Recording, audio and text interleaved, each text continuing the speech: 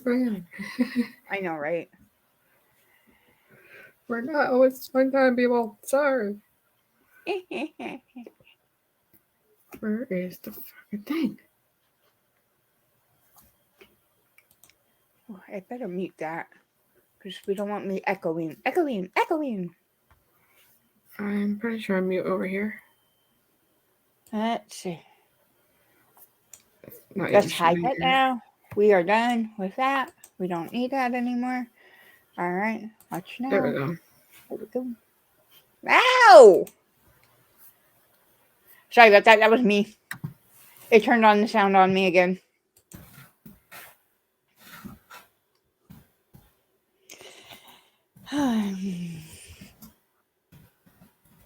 So let's see how many people we can get into the chat tonight.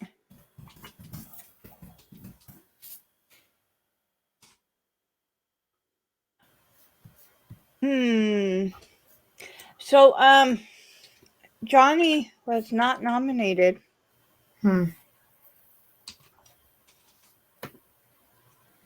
For an Academy Award. Because Hollywood is screwing him. Yep. Are we shocked? No. And I don't trust the NFT team for him. I don't either. Because it's kind of weird that he wanted his fans to be able to participate, but they're only picking people who are NFT. And if you click on the winning people, there is no tweet. No. To the NFT team. Cyber. Karen. And they're doing movie streaming through Disney Plus. And you know Disney and Johnny Depp. Like, come on. Exactly. Squirrel. I was saying that on Kai's stream the other day. I'm sorry I missed it. I'm sorry I missed it. I was only on there for like 5 minutes. Ranting about it. And I was talking about the Johnny Depp and her case because, you know. At least he's not like... We talked about Johnny Depp for a second. Carmen, you, Billy, Zod, Pop Culture, Cyber. Billy's sleeping, so she won't be on. Okay. I still put her in the tweet, though.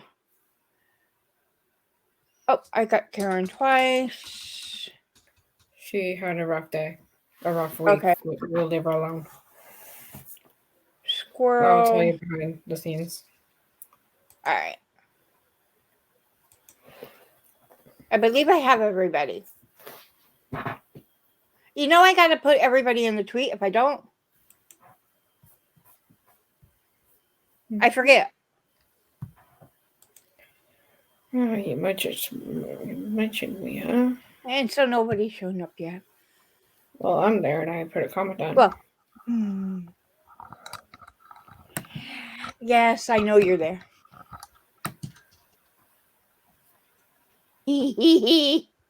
Have you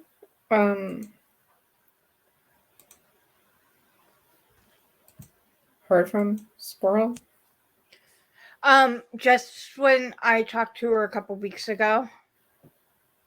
I messaged her and she didn't answer me, so. Yeah. I sent her the link just in case. Because like I told her, I'll send you the link just in case. But I also know Texas right now is going through a really bad deep freeze right now. So it's one of those things. You know, you and I are going to keep putting numbers in the chat until people show up. Yeah.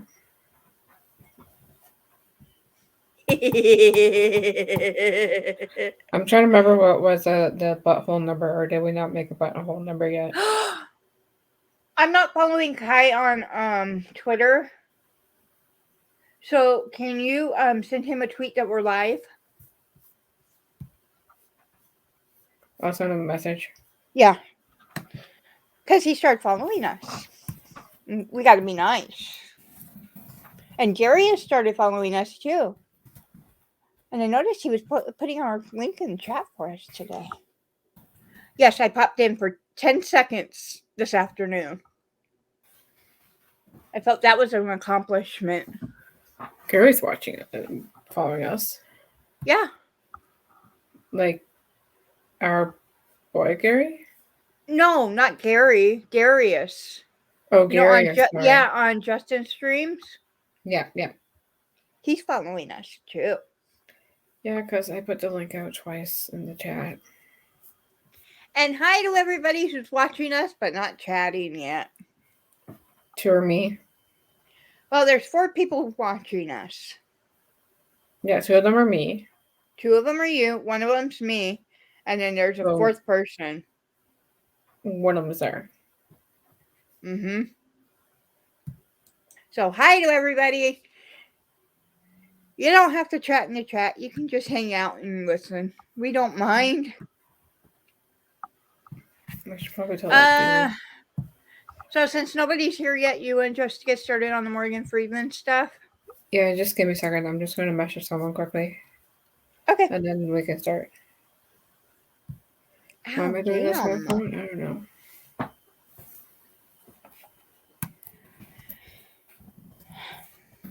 That was what was it, Jen? Okay.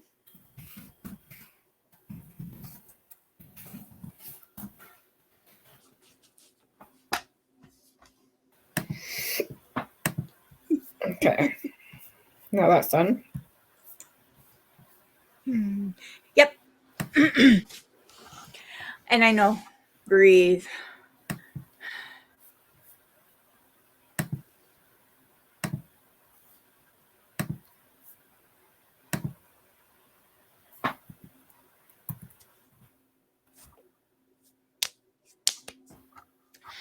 So, everybody, welcome to the Morgan Freeman part of our stream. This is going to be the fun part. Because everybody loves Morgan Freeman. And if you don't, why not? He's a good man. Get lost. And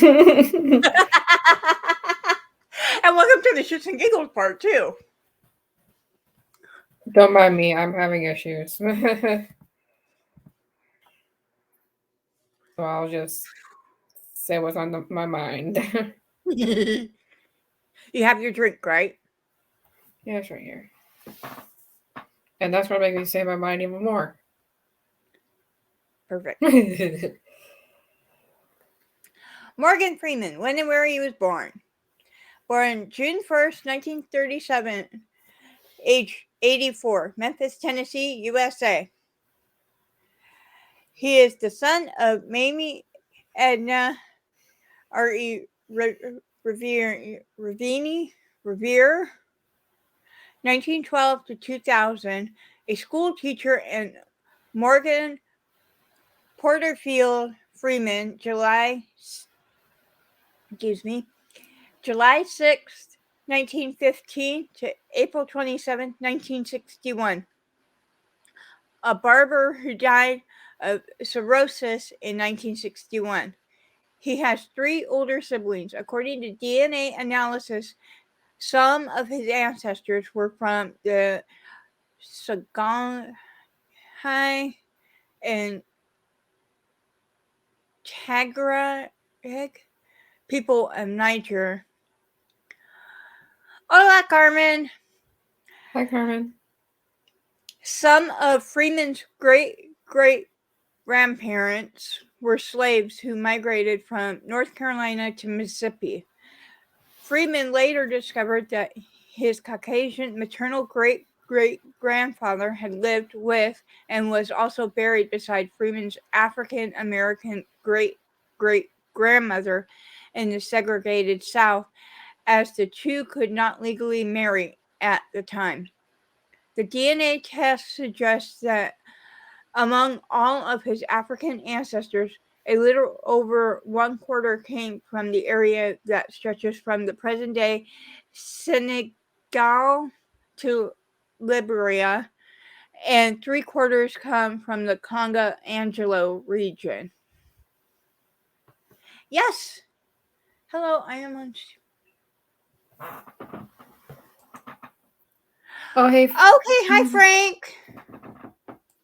Hey, Adam. His name is We Adam. understand that you're still there, so that's cool. At least we're on in the background. Okay. As an infant, Freeman was sent to his paternal grandmother in Charleston, Mississippi. He moved frequently. Puppers! Puppies. Yes, we If you did, got Carmen. if you got to Sherry, so I added her. He moved frequently during his childhood, living in Greenwood, Mississippi, Gary, Indiana, and finally Chicago, Illinois. When Freeman was 16 years old, he contracted pneumonia. He made his acting debut at age 9, playing the lead role in a school play. He then attended Broad Street High School, a building which serves today as. I see a ton of eyes looking at us. Carmen. Which serves today as a Dale Elementary School in Greenwood, Mississippi. At age 12, he won a statewide drama competition, and while settling into school, he discovered music and theater. Freeman graduated high school in 1955 but turned down a partial drama scholarship from Jackson State University, opting instead to enlist in the United States Air Force and served as an automatic tracking radar repairman, rising to the rank of Airman First Class. After serving from 1955 to 1959, he moved to Los Angeles, California, and took acting classes at the Pasadena Playhouse. He also studied theater arts at Los Angeles City College, where a teacher encouraged him to embark on a dance career. She's saying she's being an angel in chat. See, No, I'm keeping my eye keeps straying over to the chat. I'm watching it. Hello. Hello. I don't know who this is, but hi. Victor. That's what his name says. Yeah, I just don't know who that is. Welcome to Planet Q. We are talking Morgan Freeman tonight. Yes, we are. Oh no, Jenny, she's now starting to feel devilish in chat. Well, of course she is. I'm here. All right, I finished this slide. Yay me! Oh, it's Stone Cold Jeremy. Hi, Jeremy. Oh, hey. I have no clue what I have no clue what anything is right now. Fuck. Dear, I know have who no I clue. am. Oh, I'm being yelled at now in chat. I feel special. It's not me if I'm not being yelled at. Hi, Stone Cold Jeremy and Carmen. I'm gonna give you a hug because you need a hug. She's saying I'm being mean. Okay, fine. I'm being mean tonight. I'm being devilish. I'm gonna drink. Freeman worked. Okay, so 1964 to 1988. Early work and rise to prominence. Freeman worked as a dancer at the 1964 World's Fair and was a member of the Opera King musical theater group in San Francisco. He acted in a touring company version of the Royal Hunt of the Sun. Sorry, guys, it's so small. I'm trying to read it and look at it. Hang on. Little down. There we go. That's better. The Royal Hunt in the Sun, and also appeared as an extra in Sidney Lumet's 1965 drama film The Pawnbroker, starring Rod Stinger. Between acting and dancing jobs, Freeman realized that acting was where his heart lay. After the Royal Hunt of the Sun, my acting career just took off, he later recalled. Freeman made his off-Broadway debut in 1967 opposite Vivica Lindfors in the N Lovers, Hang on, a I'm gonna do show something here. I'm gonna make this easier on you. about the freedom riders during the American Civil Rights Movement before debuting on Broadway in 1968's all-black version of Hello, Dolly, which also starred Pearl Bailey and Caleb Calloway. I Hang on, think I'm that's making right. this easier on you. Just give me a second. That's okay. In 1969, he also performed on stage in The Dozens. Beginning in 1971, Freeman starred in the PBS children's television show The Electric Company, which gave him financial stability and recognition among American audiences. His work on the show was tiring, so he quit in 1975. Television producer Joan Gonzalez Clooney said that Freeman loathed appearing in The Electric Company, saying it was very unhappy. It was a very unhappy period in his life. Freeman later acknowledged that he does not think about the show, but he was grateful to have been part of it. His first credited appearance in a mainstream television show was in 1971. Who Says I Can't Ride a Rainbow, a family drama starring Jack Klugman. Also that year, he performed in a theater production of Old Polly.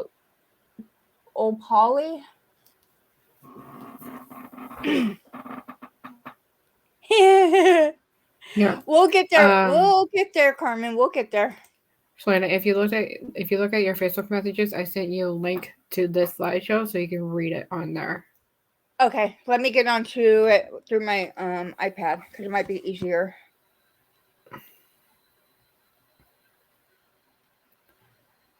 Yeah, I did it on my phone.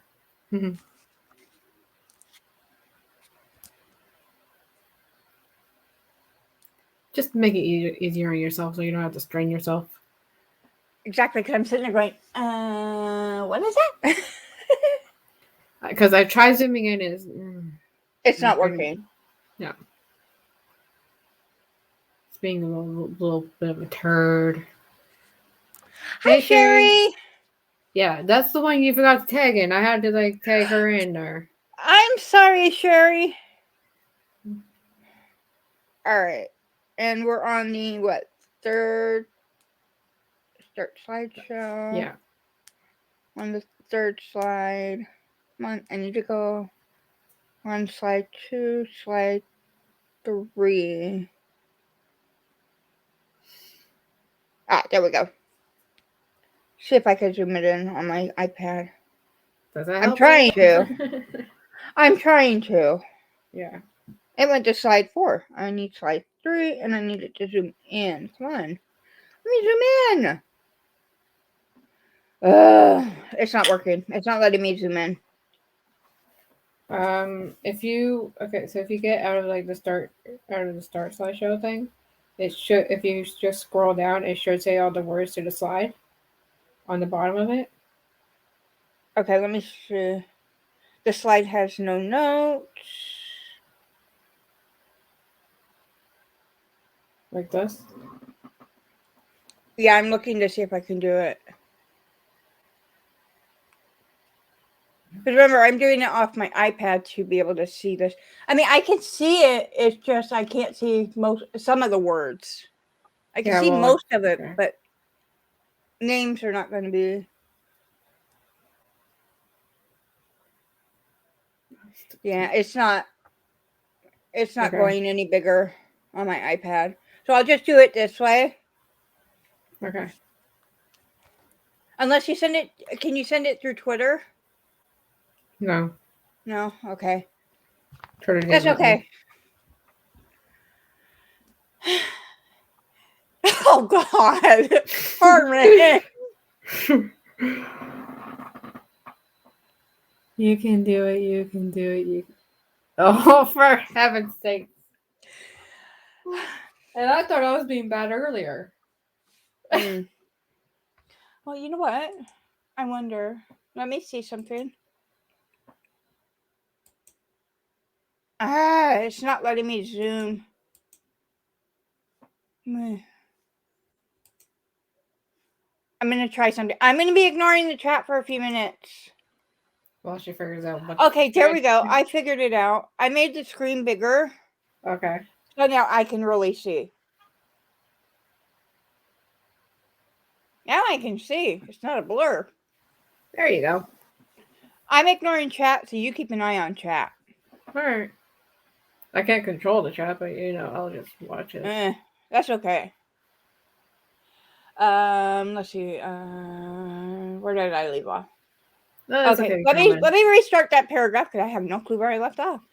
Beginning in 1971, Freeman starred in the PBS television show The Electric Company, which gave him financial stability and recognition among American audiences. His work on the show was tiring, so he quit in 1975. Television producer Joanne Ganza Clooney said that Freeman loathed appearing on The Electric Company, saying it was a very unhappy period in his life. Freeman later acknowledged that he does not think about the show, but he was grateful to have been a part of it. His first accredited appearance in a mainstream television show was in 1971's Who Says I Can't Ride a Rainbow, a family drama starring Jack Klugman. Also that year, he performed in a theater production of Pearlie. After a short career break, he returned to work in 1978, appearing in two stage productions, 1978's The Mighty Gents, winning a Drama Desk Award and a Clarence DeWitt Award for his role as a wino in White Pelicans.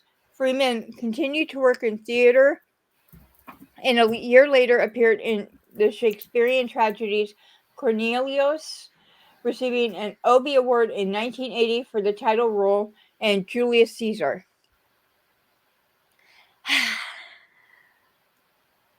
Sorry, had to stop and pause. No, it's fine.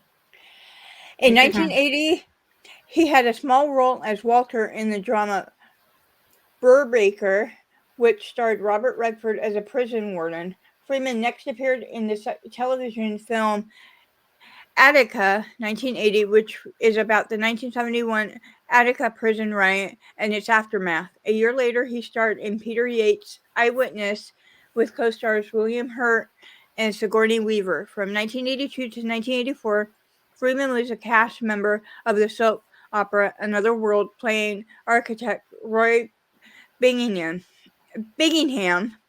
After several small roles in dramas, he starred in Mary, 1985, a film adaptation of Mary, a true story by Peter Maas, in which he portrayed Charles Truber,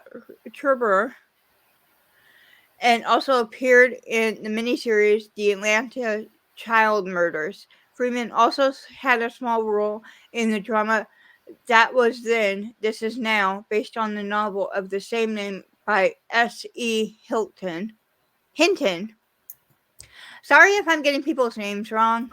I'm not good with names. In the mid-1980s, he began accepting prominent supporting roles in feature films, earning him a reputation for depicting wise, fatherly characters. In addition to television films, in 1987, Freeman played a violent street hustler, a role that diverged from his previous roles in Street Smart, co-starring Christopher Reeve and Kathy Baker. Freeman's performance was praised by film critics, including Roger Ebert, who wrote, "Freeman has the flashier role as a smart, very tough man who can be charming or intimidating, whatever is needed. Freeman creates such an unforgettable villain." Freeman's performance earned him an Academy Award nomination for Best Supporting Actor. Freeman later said he considers Street Smart to be his breakthrough role. In his next film, he played Craig in the drama Clean and Sober with co-stars Michael Keaton and Kathy Baker. Although the film was not a box office hit, it gained fair reviews. Roger Ebert gave the film 4.5 out of 5 stars and called the performance superb. Freeman also received Obie Awards for his roles as a preacher in the musical The Gospel at Cornelius and as Hoke Colburn in the play Driving Miss Daisy, respectively.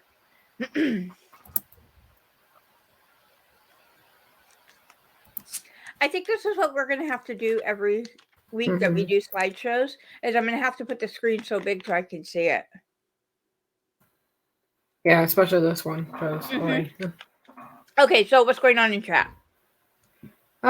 Sherry said I did a good job on proper stream. I said thank you. And I said butts. And Carmen said that you're ignoring her, so I was like, I'm not. I'm not ignoring anybody. I'm just trying to read. Nothing else is really going on. Okay, well, somebody's got to call him. Somebody's got to call him. Oh, Matt. Oh, darn it. Hey, I gave the fill-in the link. He said he would be here, and he's not streaming with Stevie, so... I messaged him earlier saying, hey, if you're not busy, you can come in. Yeah, exactly. It's Morgan Freeman. He was looking forward to it. All right. 1989 to 1996, breakthrough in Hollywood and worldwide recognition. Freeman had 4 film releases in 1989. In the first, he starred as Sergeant Major John Rawlins in Glory, which is a great movie, by the way, directed by Edward Zwick, about the 54th Massachusetts Infantry Regiment, the Union Army's 2nd African American Regiment in the American Civil War. Writing for the Washington Post, Denson Thompson praised Freeman and co-star Denzel Washington for their warming sense of fraternity. Glory was nominated for 5 Academy Awards and won 3. Best Supporting Actor for Washington, Best Cinematography for and Best Sound. Next, Freeman starred in the comedy drama Driving Miss Daisy alongside Jessica Tandy and Dan Aykroyd. Based on Alfred Urey's play, which Freeman appeared previously, he reprises his role of Hoke Colburn, a chauffeur for a Jewish widow. The film was a commercial success and grossed U.S. $145 million worldwide. Film critics were mainly positive. Henry Sheehan from The Hollywood Reporter opined that Freeman and Tandy's performances complemented each other while retaining their individual star quality. The film was nominated for 9 Academy Awards, including Best Actor for Freeman. His third release was the biographical drama Lean on Me. That's another good film of his, in which Freeman portrays the principal of an underperforming and drug and crime-ridden New Jersey high school. Jane Galbraith of Variety magazine thought Freeman's casting was wonderful. Lastly, in 1989, he starred in Walter Hill's Johnny Handsome, a crime drama which he plays a New Orleans police officer. In a 1990 interview, I'm tripping over my words here. Freeman said Glory was one of his favorite releases. The Black Legacy is as noble, is as heroic, and is as filled with adventure and conquest and discovery as anybody else's. It's not that nobody, it's just that nobody knows it. He's right. In 1990, Freeman provided the voice of Frederick Douglass in The Civil War, a television miniseries about the American Civil War. That year, he also starred in the critically panned The Bonfire of Benetilis. According to the review a graded site Rotten Tomatoes. The film has an approval rating of 16% based on 51 reviews. In the summer of 1990, he played Petruchio, a role he had been thinking about for 6 years in Shakespeare's The Taming of the Shrew, which opened to at Delacorte Theater in New York City. Petruchio seems to have a lot of fun in life, he said, and was more predictable than powerful. Huh, that's interesting. In 1994, Freeman portrayed Red, a redeemed convict in Frank Danabot's acclaimed drama The Shawshank Redemption with co-star Tim Ribbons.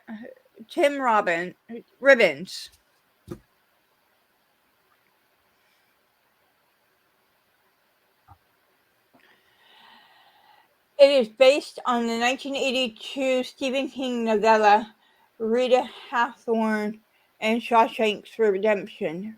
Freeman was cast at the suggestion of producer Liz Glotzer, despite the novella's character of a white Irishman. In 1991, he had a supporting role in Robin Hood, Prince of Thieves, and action adventure starring Kevin Costner. The film was a commercial success, but garnered mixed reviews from critics. The New York Times' Vincent Canby thought Freeman played Azim with wit and humor, despite the muddled plot.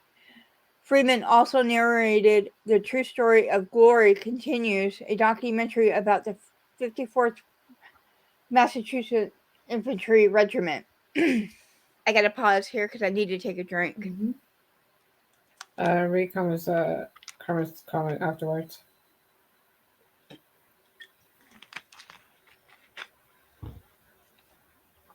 Uh-oh.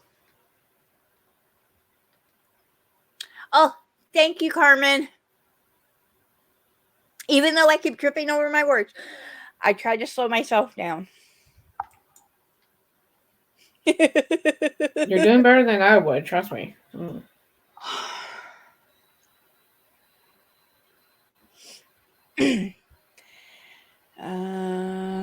see. Oh, in 1992, he appeared in Clint Eastwood's Western Unforgiven, which won 4 Academy Awards, including Best Picture. The film depicts William Money Eastwood, an aging outlaw and killer who takes on one more job with an old friend, Ned Logan Freeman. Unforgiven was widely acclaimed, and with one critic calling Freeman's performance outstanding. The Power of One was Freeman's second film in 1992, a loose adaptation of Bryce Courtenay's 1989 novel of the same name, in which he plays boxing coach Pete. That's what I'm going to say, Pete. Let me take my hair out really quick. It's hurting my brain. I got it in a damn ponytail. There. Maybe that might help my brain. In 1983, Freeman made his directorial debut with the drama Papa. Say that one 10 times fast. Right? I had to. You know I had to. I know. It's just like, this is like a lot, and I just, I don't know. I hope I didn't blast anybody's ears out with that. Gosh darn it.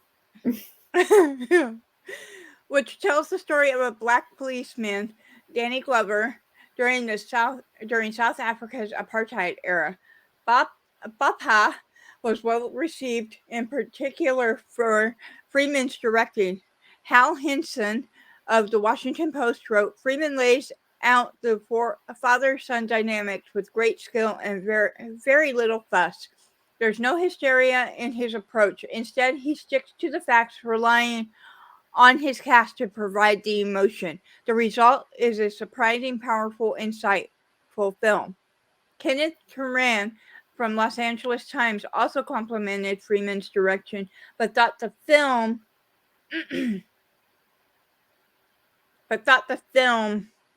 I have no clue. There's a period there. I have no clue. It didn't say.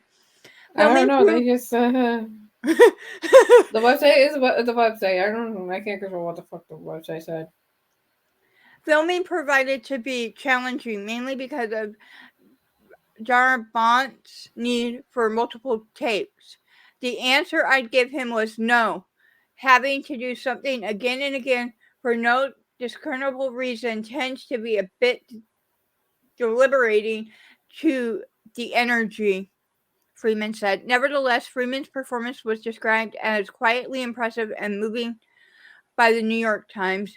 At the 67th Academy Awards, Freeman received a nomination for Best Actor. Since its release, Shawshank Redemption has remained popular among audiences. In 1994, Freeman also served as a member of the jury in the 44th Berlin International Film Festival. It's almost like when you were doing the Shawshank Redemption and some of the other movies, they got muddled. Or was that how it was on there? That was how it was worded on the freaking website. It's so weird. Because that one sentence, but thought the film, and then there's a period. Yeah, I don't know. I really don't know what the hell. It's like what they say, because I need to be able to say it. I don't know. They didn't say nothing except for that. That's my question. Because I literally just went copy, paste. Frank, Stone Cold, this is what we do on here. We find something wrong with the way they write stuff, and we laugh. Yeah. I'm just hoping the other slideshow was a lot better because I did a lot of crap on it. Okay. Do you want me to read that one too, or are you going to read that one? I'm reading that one because I built it. Okay, I built this one too, but I built it like a motherfucker. This one I did not. I just did it half-passedly. And you know why. I know why.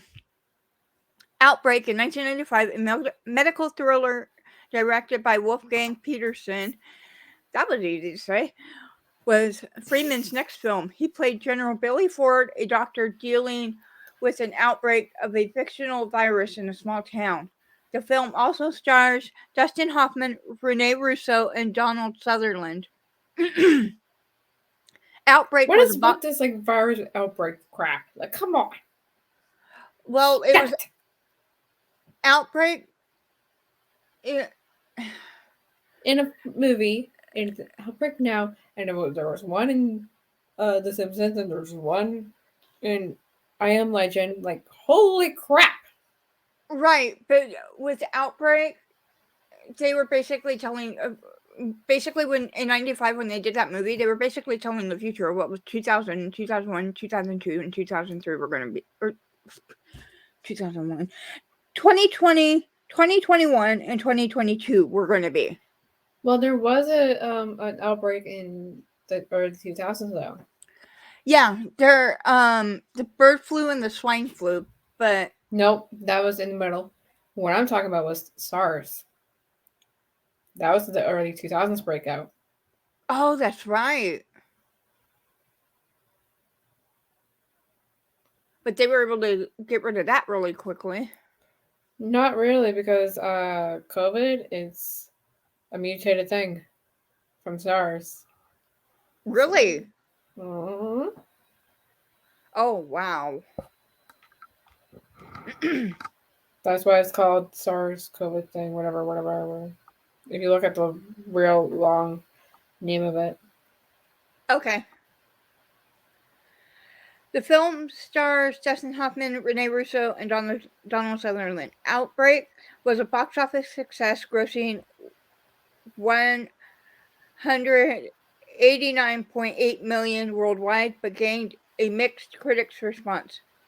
Mick LaSalle of the San Francisco Chronicle credited Freeman for his performance, which may have been underappreciated by viewers. In 1995, Freeman also starred with Brad Pitt in David Fincher's crime thriller Seven, the story of two detectives who attempt to identify a serial killer who bases his murders on the Christian seven deadly sins.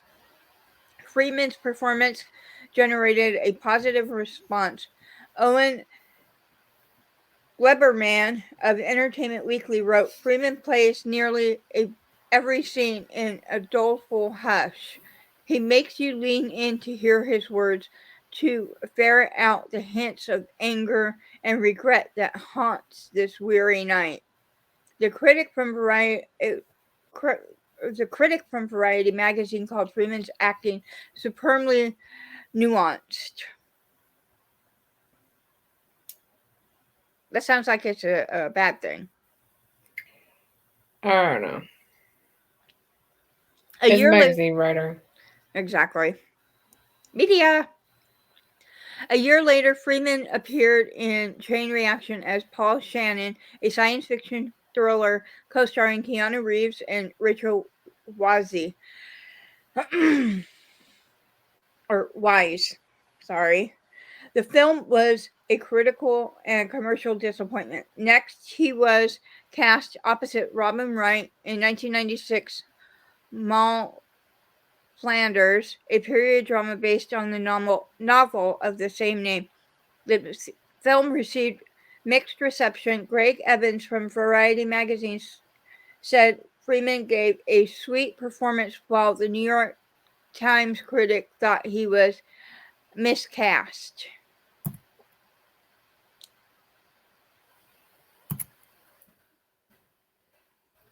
A lot here too. You Sorry. take a drink. I know, I'm sorry. Hmm. Well, it's like what, 5 or 6? I don't know. I'm not counting.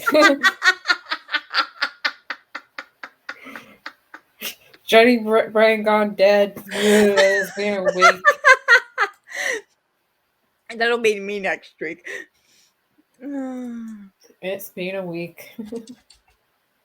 And we'll talk about that later after this slideshow.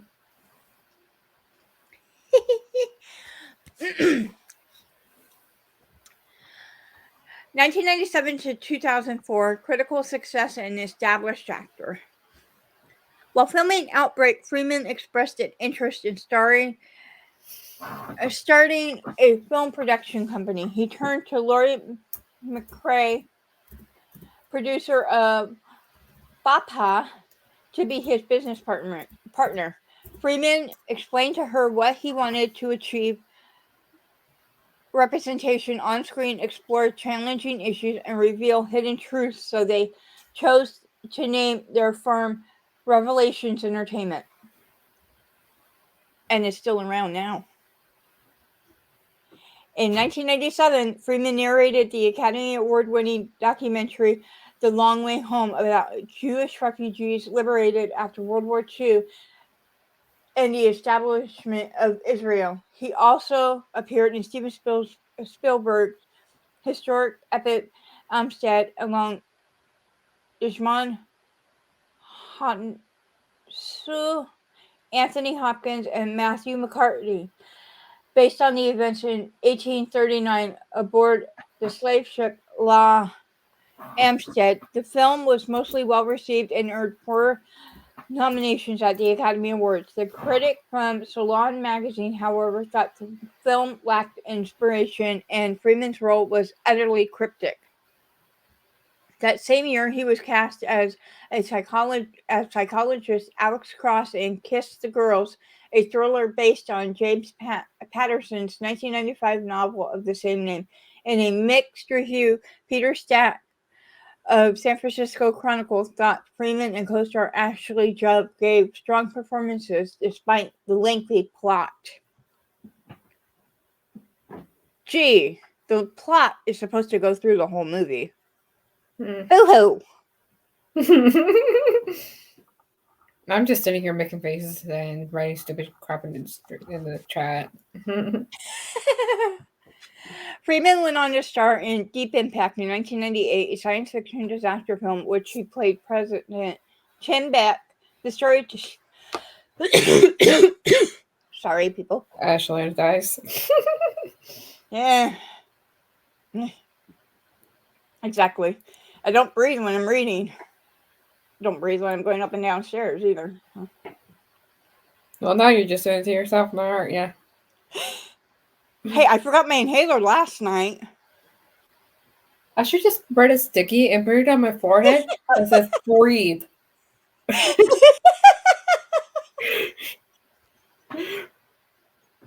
Put a one in the chat if I should do that, or two if I should write something else. Let's do that one. And if it's a two, tell me what else. My vote doesn't count, I know.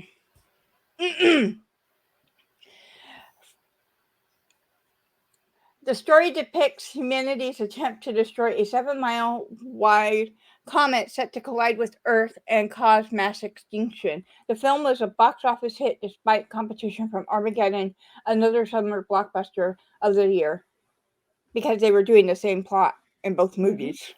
Mm-hmm. I wonder why they were both blockbuster hits. Can't be because they were both doing the same damn thing. And had really good actresses and actors, so it's just good. Exactly. Just swap out the actors and you got the same movie. Yeah. Right? You can put Morgan Freeman in the other movie Literally. and want him to do the same thing. Literally. I mean, that's what it was. Yeah. Just,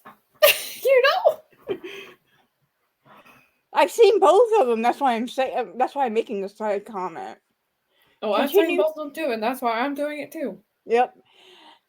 Continuing with the disaster genre, he then starred opposite Christian Slater in 1998's Hard Rain, centering around the heist and man-made treachery amidst a natural disaster in a small Indiana town. The film was unpopular with critics. Lawrence Van Gelder of the New York Times called the characters one-dimensional and the film routine.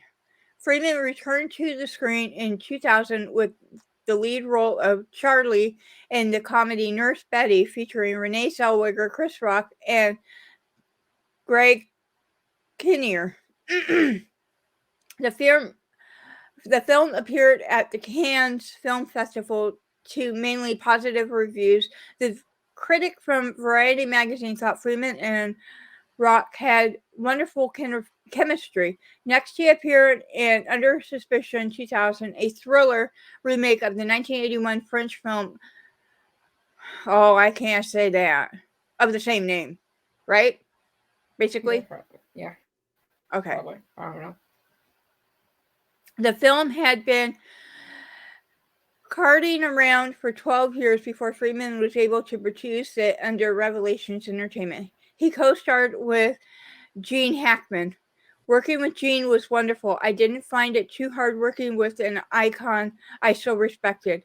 Freeman said, upon release, Under Suspicion was met with lukewarm reception. CNN's Paul Tatar praised the actors, but thought the film was too tawdry to be completely entertaining and too static to generate much excitement. In 2001, Freeman reprised his role of Alex Cross in Along Comes a Spider, a sequel to 1997's Kiss the Girls. The film received mixed to negative reviews. Susan of USA Today observed that Freeman strides with noble authority, but thought the overall film was unmemorable. Want to let Justin in? I'll let him in. Hi, Justin. Hi. We're listening to my horrible reading. What? We're listening to my horrible reading. You're better at reading than me. Yeah, Shut it is up. pretty bad. Justin. I'm kidding. Did we finish the other slide, Jenny? No. Okay, here we go. Who are we talking about again? Morgan Freeman. Morgan Freeman. Oh. We haven't gone into the other Wait, stuff. we already talked about the Shawshank Redemption? We've already Yes. talked about it. Man. That was a great book. Yeah, Stephen King. Yeah, like different seasons. I mean, you had that, Apt Pupil, and my favorite, Stand By Me. So good. My Fantastic. favorite's Lean on Me.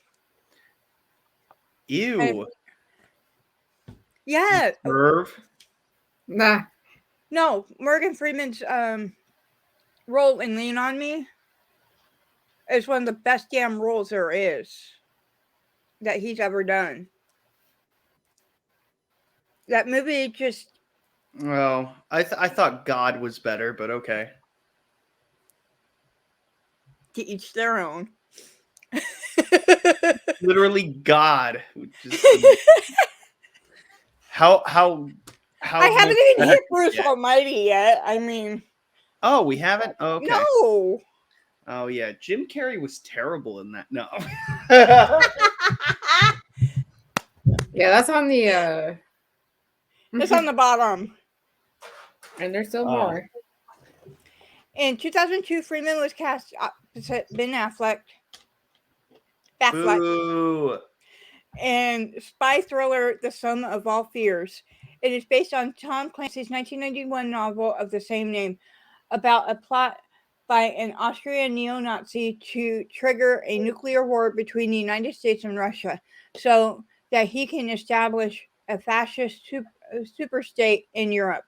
The Sum of All Fears received moderate reviews, but was a commercial success, grossing $193.9 million worldwide.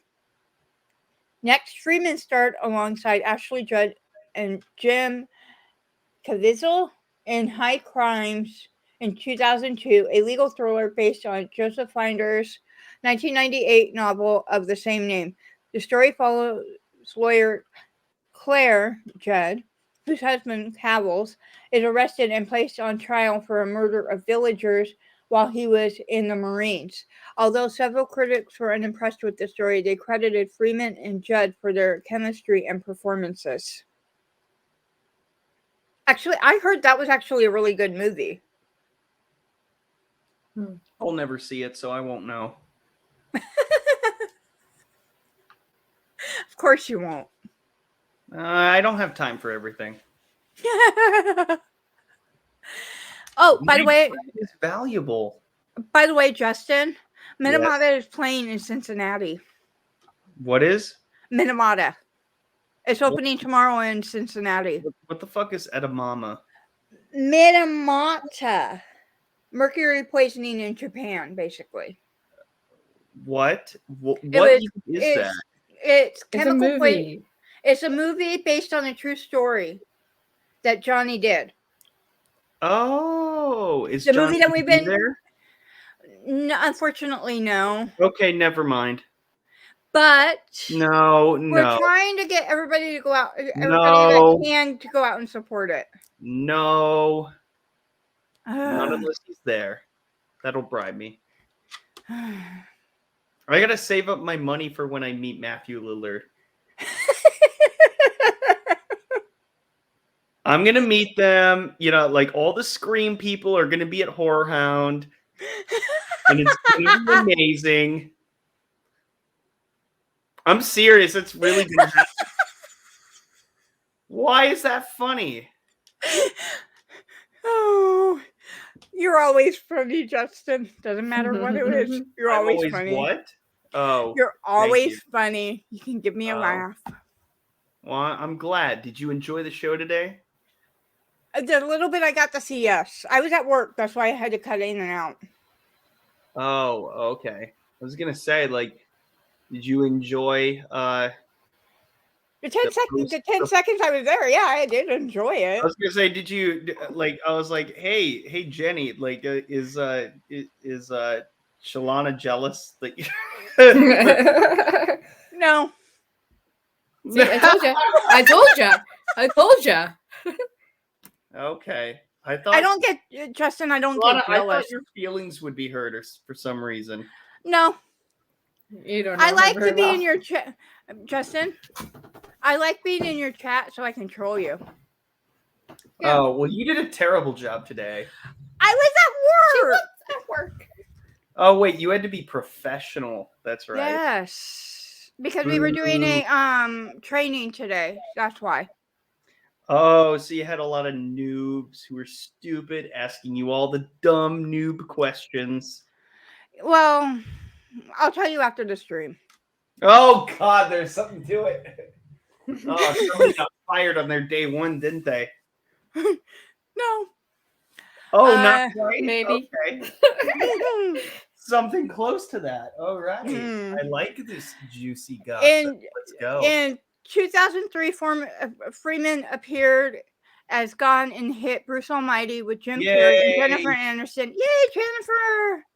Next, he starred in... you know what's great? My favorite scene was when Jim Carrey was like, "Oh, he used his God powers to, you know."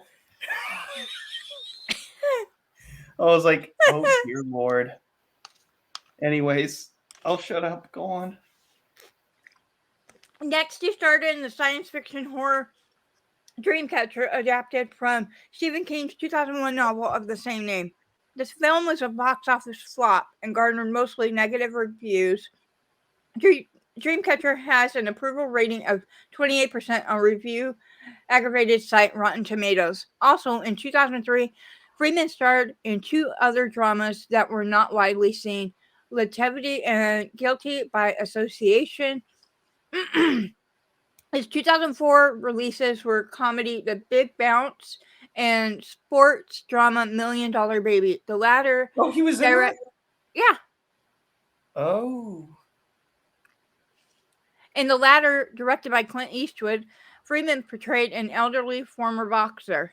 The film won 4 Academy Awards, including Best Picture, Best Director, Best Actress Hilary Swank, and Best Supporting Actor, earning Freeman his first Academy Award. Freeman was also nominated for a Golden Globe Award in the same category.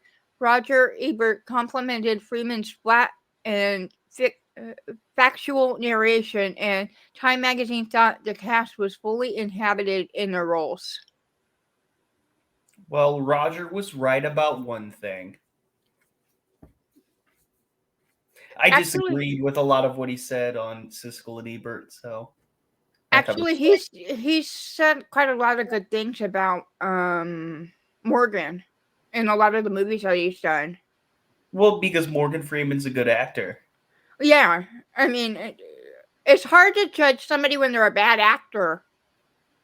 Actually, it's very Amber easy. Heard. It's very easy. They're bad.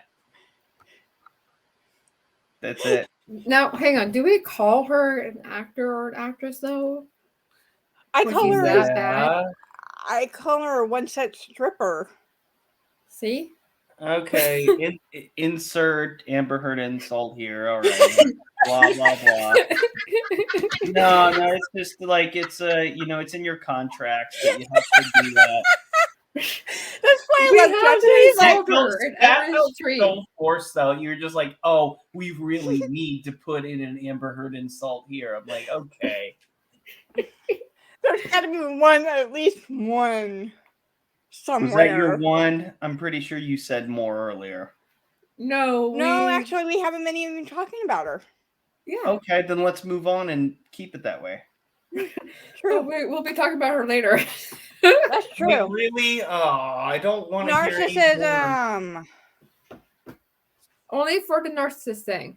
Yep. Oh, narcissism. Yes, I forgot. That's when I was supposed to come in. Yeah. 2005 to 2013 documentaries and thriller films.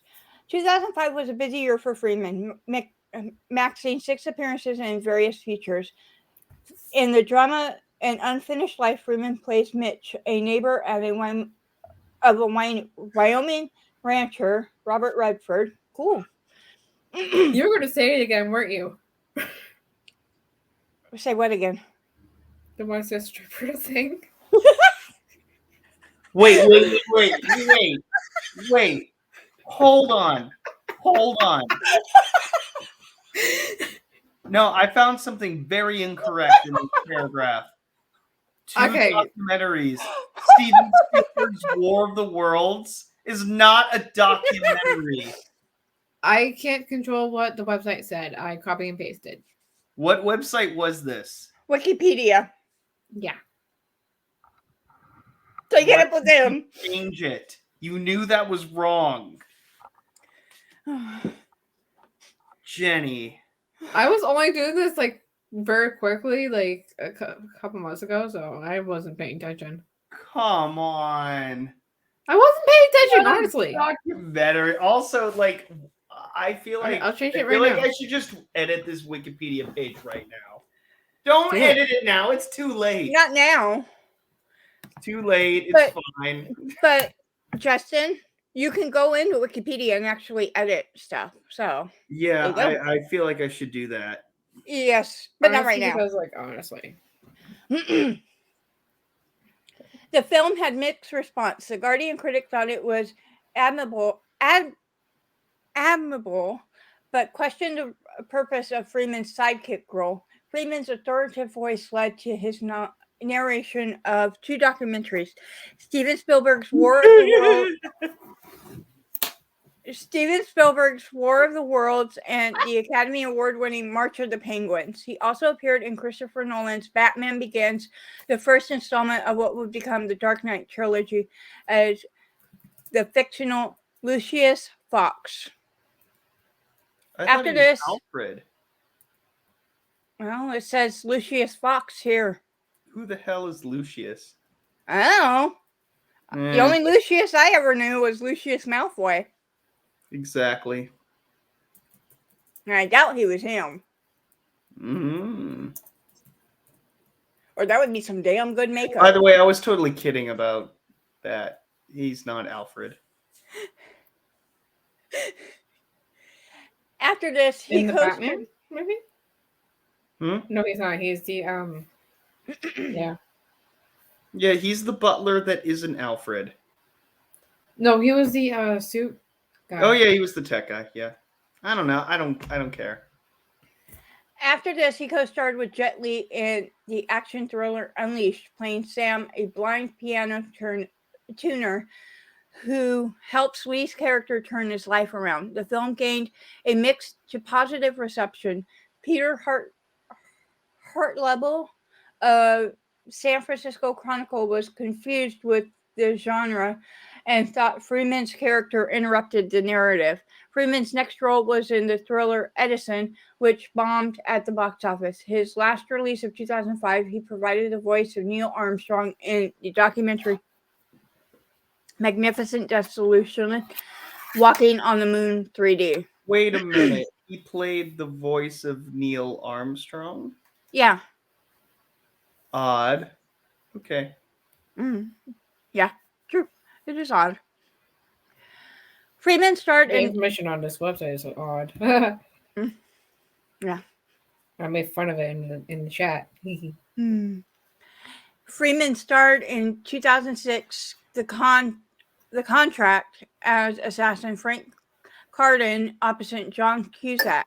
The film was released to direct-to-video, which critic John Cornelius suggests was unsurprising considering the generic formula of the thriller. Freeman next appeared in Lucky Number 11. What? That's what it says. It says Slevin. Slevin. I don't know. No. In 2006, a crime thriller. It literally does. Up here, it says Slevin. Is that not correct? I would think that it would be number 7, not Slevin. I'm going with 7. Slevin? Okay, that's strike 2 on this page alone. A crime thriller directed by Paul Guin. What? If I'm butchering names, I'm sorry. Starring a principal cast of Josh Hartnett, Bruce Willis, Lucy Liu, Stanley Tucci, and Ben Kingsley. The film garnered mixed reception. Dave Mattin of BBC wrote Kingsley and Freeman shine individually, but their inevitable climatic clash of heads lacks force. It's like leading man Hartnett. This movie presents a charming facade with nothing much underneath. Next, Freeman portrayed himself in the low-budget comedy 10 Items or Less opposite Paz Vega. 2 weeks after its theatrical release, 10 Items or Less was made available for download from Clickstar, a film distribution company that Freeman co-founded that year. Sorry, gotta take a breath. Mm-hmm. Uh-oh. What? Oh no, Justin, I'm getting back into your favorite part. What?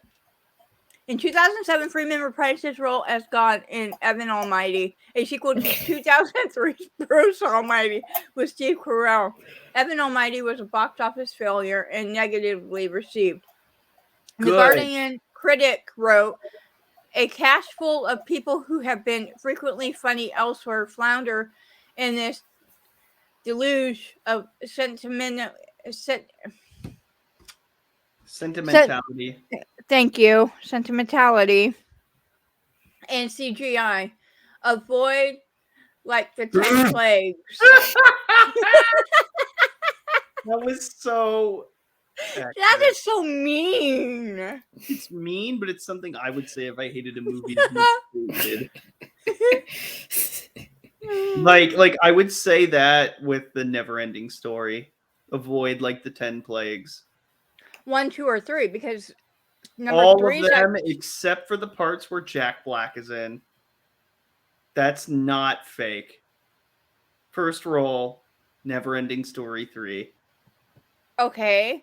So then don't avoid number 3, avoid number 1 and number 2. Oh no, avoid don't 3. Avoid number 2 because you got a bunny that keeps getting ran over. Jack Black scenes. I've seen all of them, so you're gonna lose. You've seen all of them? I'm sorry. You know I what? love the movies. You know what? I feel like, with me watching them and you watching them, and then unfortunately millions of people watch them. I like them. Do you understand how I understand where you're coming from. Centuries of the human race was wasted watching these stupid movies? Combined? I have a problem with certain. We could have had flying fucking cars by now if we didn't waste our time watching these movies. True. It's ridiculous. I'm sorry, I hate those movies so much. And I'm glad that horse died in the first one. No, he died in the second one. The horse. Yeah, you're right. The horse died in the first one. Yeah, when he drowns in his own sadness in Dagobah. That was great. Sorry, spoiler alert if you haven't seen it. That's the same horse that knocked the poor kid off of the horse. Like the horse knocked him over during rehearsals, and the kid had to spend over $1 million over the last 30 years on back surgeries because of that stupid fucking horse. I'm glad the horse is dead. He should have been shot years ago. All right, back to Morgan Freeman. The Drama Feast of Love was Freeman's second release of 2007. It is based on the 2000 novel The Feast of Love by Charles Baxter. About a group of friends living in suburban Oregon who come into contact with a free spirit who changes their outlook on life. Peter Bradshaw of The Guardian sarcastically remarked that it was great to see Freeman in a challenging role. Freeman had... What? Yeah. Wait, what does that mean? Justin, read the He chat. was being very, very mean. I'm not reading the chat. Damn it. Why? That was just one of the comments. Penis? Oh, Adam's here. Yay. And still called Jeremy. Yeah. Oh, he was? Yeah. They're both here. He's I don't see him in the chat. I just see a bunch of Jennies. he's the one that said Justin is a stick in the mud. And he just said still. Oh. I'm still a stick in the mud?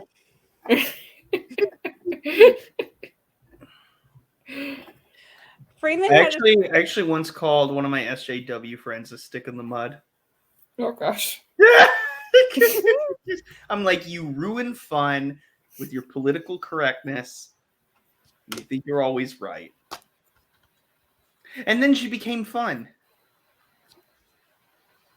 I snapped her out of it. Justin proper rehabilitates people and makes them better. Good luck with that one with me.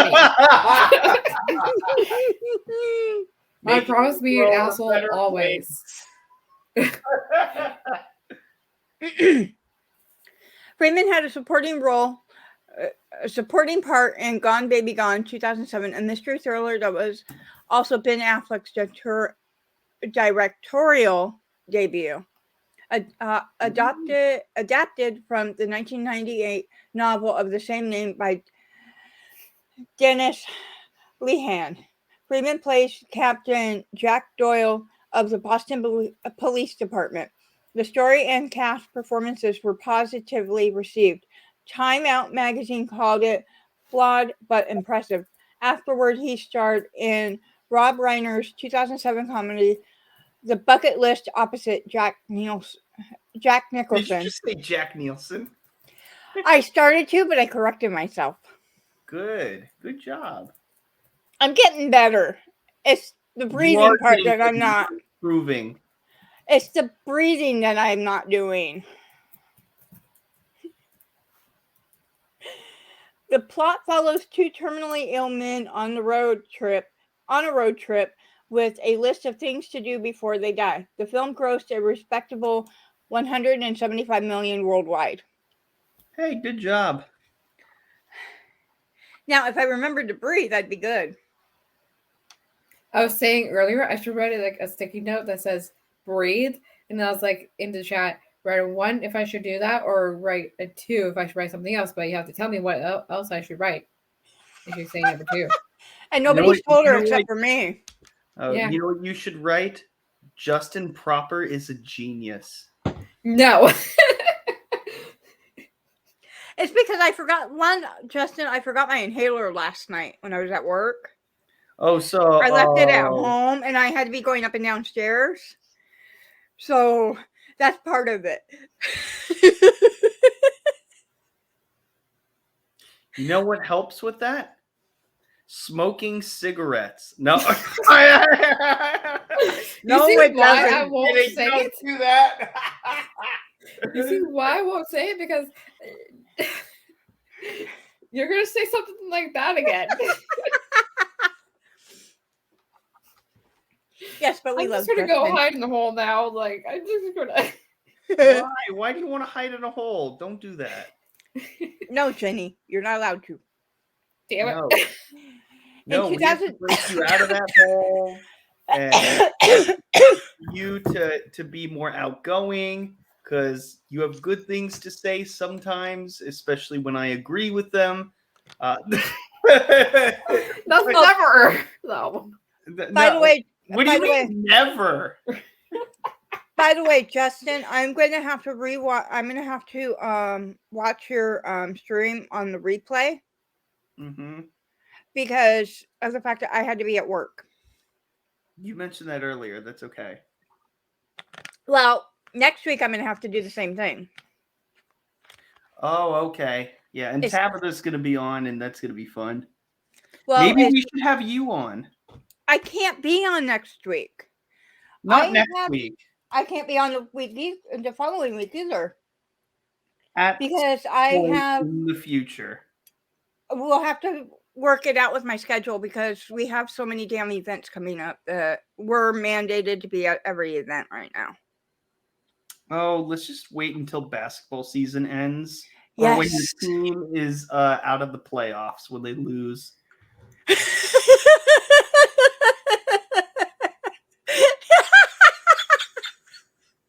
Oh wait, Justin, you agree with my fuck Hollywood, fuck Disney, and fuck WB, right? That's what you agree I with? say fuck the WWE, but No, WB. WB. Oh, Warner Brothers. Yes. 75% of the time. Justin, in December, Not everything they've done is terrible. Justin, please tell me you're not going to go see Aqua Shit in December. Wait, that's coming out? Yes. I don't even Unfortunately. like superhero movies. Why would I do that? Okay. Do you know how much patience it took me to sit through all of these MCU movies just to be able to talk to people? Yeah, but I'm you still have to struggling admit to you do actually that, so liked them. Actually, I liked them though. They grew on me. They were good. So see, but I'm just hoping that you're not going to go see that fail of Aqua Shit. Why would I? I have no reason to. I don't care about the DCEU. Good, proper. I'm patting you on the head. good boy. I'm not your lapdog. Yeah, I'm just gonna hide the Although- hole that I said. Although I did with Black Angus, we did have a choice between watching Spider-Man Into the Spider-Verse and Aquaman, and I was like, you know what? I don't like cartoons. Let's see Aquaman. Ugh. Hold Why on, torture it gets yourself? better. It gets better. We were supposed to watch it in 3D. Oh we started God. watching- We I'm started saying watching on two 2D fronts version. there. The 2D version was playing, and then it was like 20 minutes in, like whenever Nicole Kidman died or whatever. It was like the whole opening, and then they realized their mistake, and we had to start all over. It was not good. It was a good movie. But, You should just got up and walked out. you know what? I was tempting to at that point, but they corrected themselves, and I actually enjoyed the film. Jason Momoa is amazing. Ugh. Ugh. What do you mean, ugh? I just don't like his acting, and I just don't like him. I love his acting, and I love him. You heard the rumor What rumor? why his marriage broke up? No! Yeah. No! Yep. Yeah. That was before. It's okay. No, it's Either recent. Her. No, It's but, recent. like they weren't doing it before, like 4 years ago. Not 4 years ago, but now. 4 or 5 years ago, okay. That So time why would you yeah. want to watch anything with her in it? She sleeps with everyone that she can get her little hands She on. tries to, Jenny. She tries to. No, anyone who agrees to sleep with her, she sleeps with them. Like, that's what I'm saying. Right. What's the matter with that? There's one person that didn't agree to sleep with her and told her to get the fuck out of his trailer. Yeah. And he's a boss. Who? Or Kevin Costner. Yep. He has actual morals. Wait, that's the guy who was in JFK, right? Yes. And he was like Kevin. also in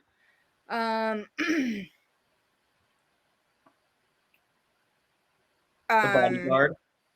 that and he was also in Robin Hood, We're Princess so off Thieves. topic. I know we are. So But back to this guy. back Morgan to Morgan Freeman. Yes, back to God.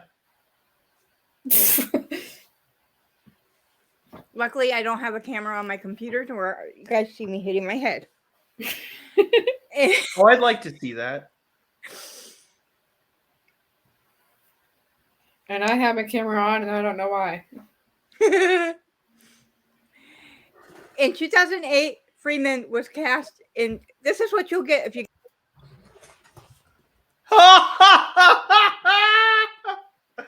Wait, she's back. What happened? I have no camera. Oh, go In on. 2008, Freeman was cast in the action thriller Wanted, a loose adaptation of the comic book miniseries by Mark Millar and J.G. Jones. The plot revolves around Wesley Gibson, James McAvoy, and a frustrated account manager who discovers that he is the son of a professional assassin and decides to join the fraternity, a secret society which Sloan Freeman is the leader. Principal photography took place in Chicago. Co-star rapper Common remarked on the set atmosphere, Freeman is a cool guy. He's been walking around joking and singing and just dancing.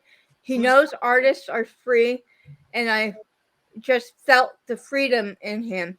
The film received generally favorable reviews. Peter Howell of Toronto Star thought it was original and one of Freeman's bolder performances to date.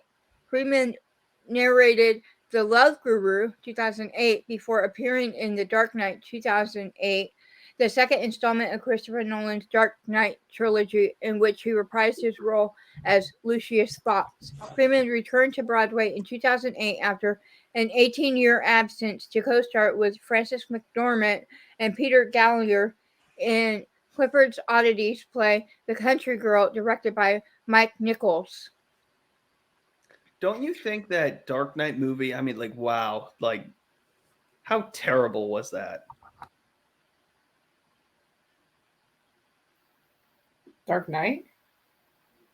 Yeah, that was awful. Yeah. That was so bad, and one of the worst Joker performances ever. Oh, okay. Actually, overrated. I'd say, like, if I'm being honest, I don't think it's terrible. You actually believe me for a second?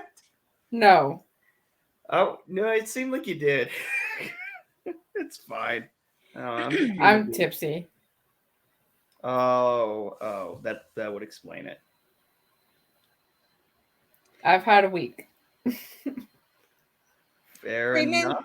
It's okay. I need alcohol to enjoy Batman too. Especially bat nipples. Oh. Oh, I don't need alcohol for that. Really? I just need alcohol to life right now. Fuck. You don't need it. It's fine. That is the stupidest Batman out there. What is the bat Bat nipple? nipple. Bat George nipples are Clooney? great. George Clooney. Who the fuck puts bat nipples on a bat suit? I'm sorry. A brilliant costume designer. Thank you very much. They are geniuses. I don't like George nipples. Clooney. George Clooney. I don't like did- George Clooney. Why? What did he I ever just do don't. to you? There's something about his acting I don't like. I'm sorry you don't like a handsome man that has confidence.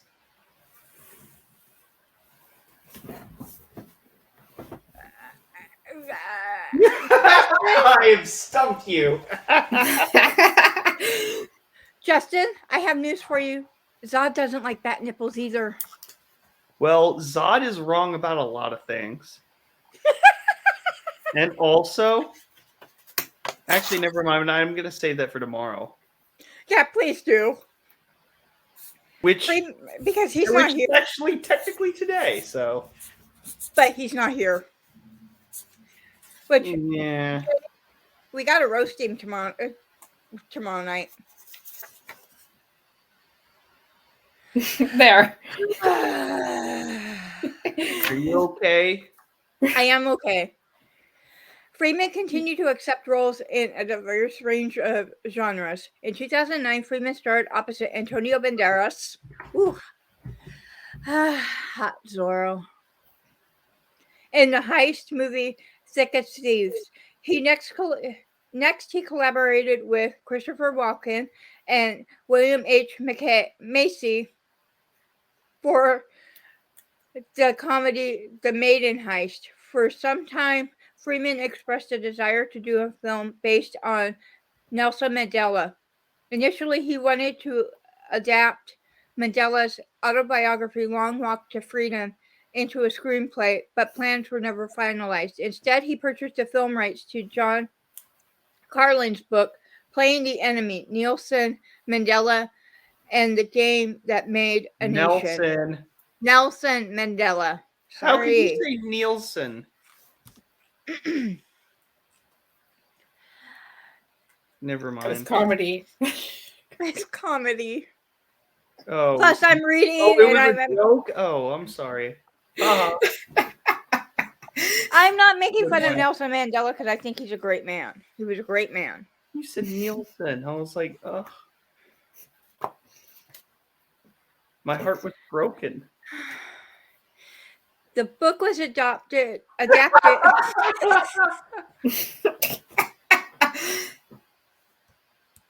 Yes. I'm seeing things that aren't there. The book was adopted? Oh, that's so nice of them. It must have been very terrible being in that orphanage for so long.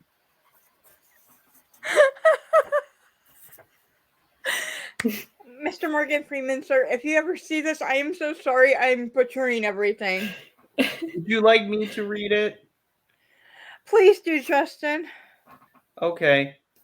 Where are we? The book was adapted into a film which Clint Eastwood directed, Invictus, starring Freeman as Mandela and Matt Damon as rugby team captain Francis Plenar.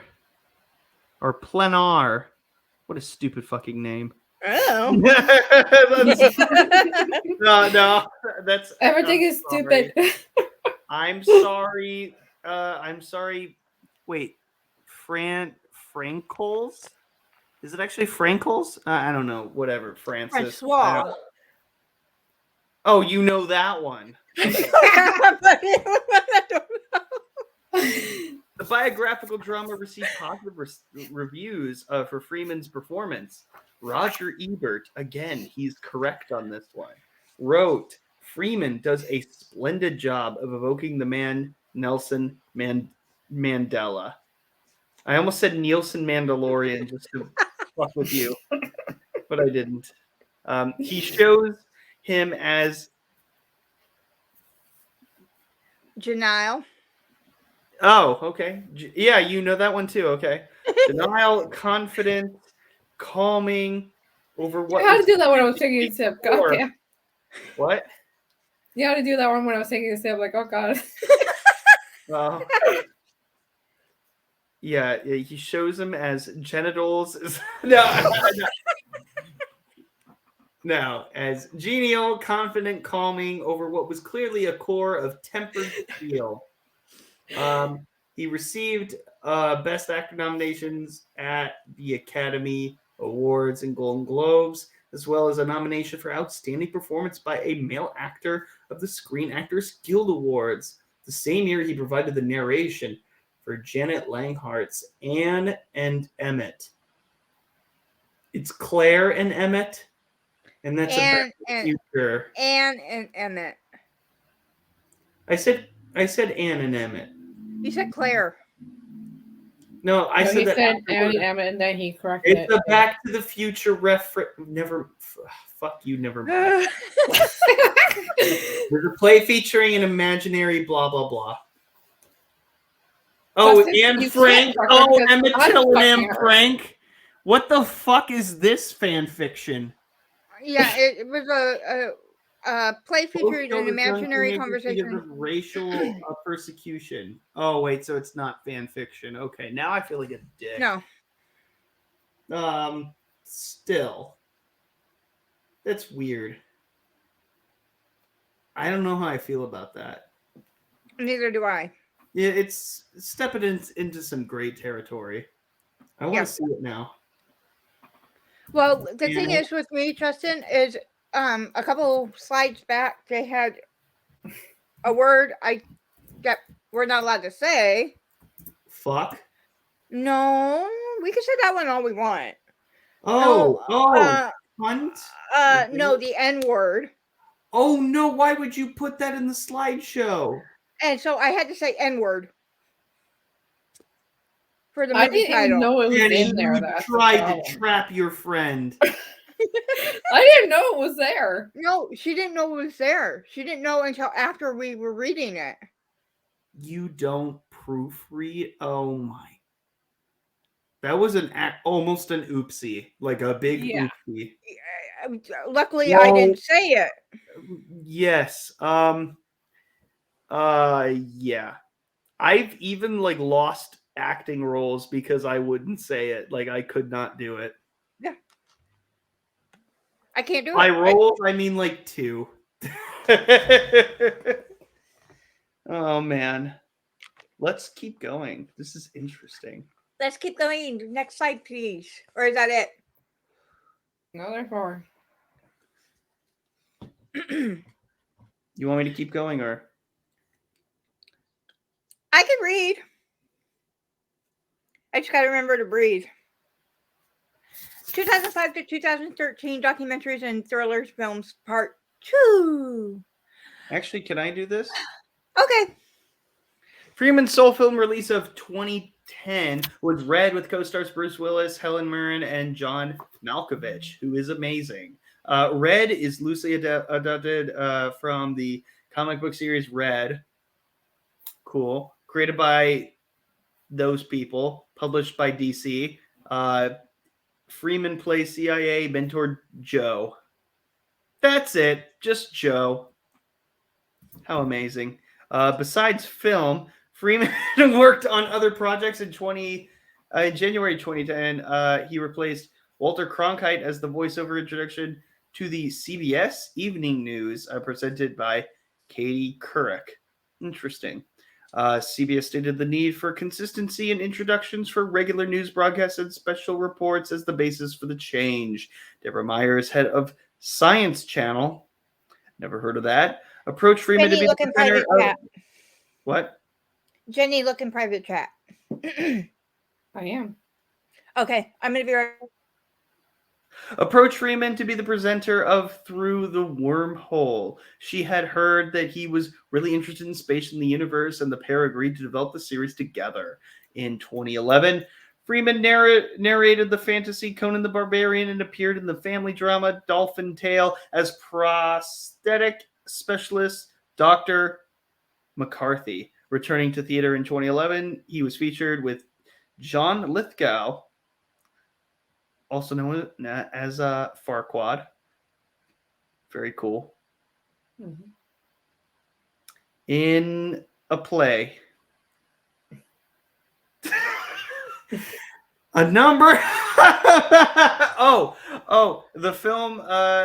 He was in a film that got like 29% on Rotten Tomatoes. Great job, by the way. And Dark Knight Rises also happened. A number of books. I'm sorry. Do you not appreciate me skimming through it? It's funny. I like it. A number of box office hits were released in 2013. Olympus Has Fallen, never heard of it. First installment in what would become the Fallen film series. Again, no clue what that is. He portrays some guy. The San Francisco Chronicle critic gave it good reviews. He also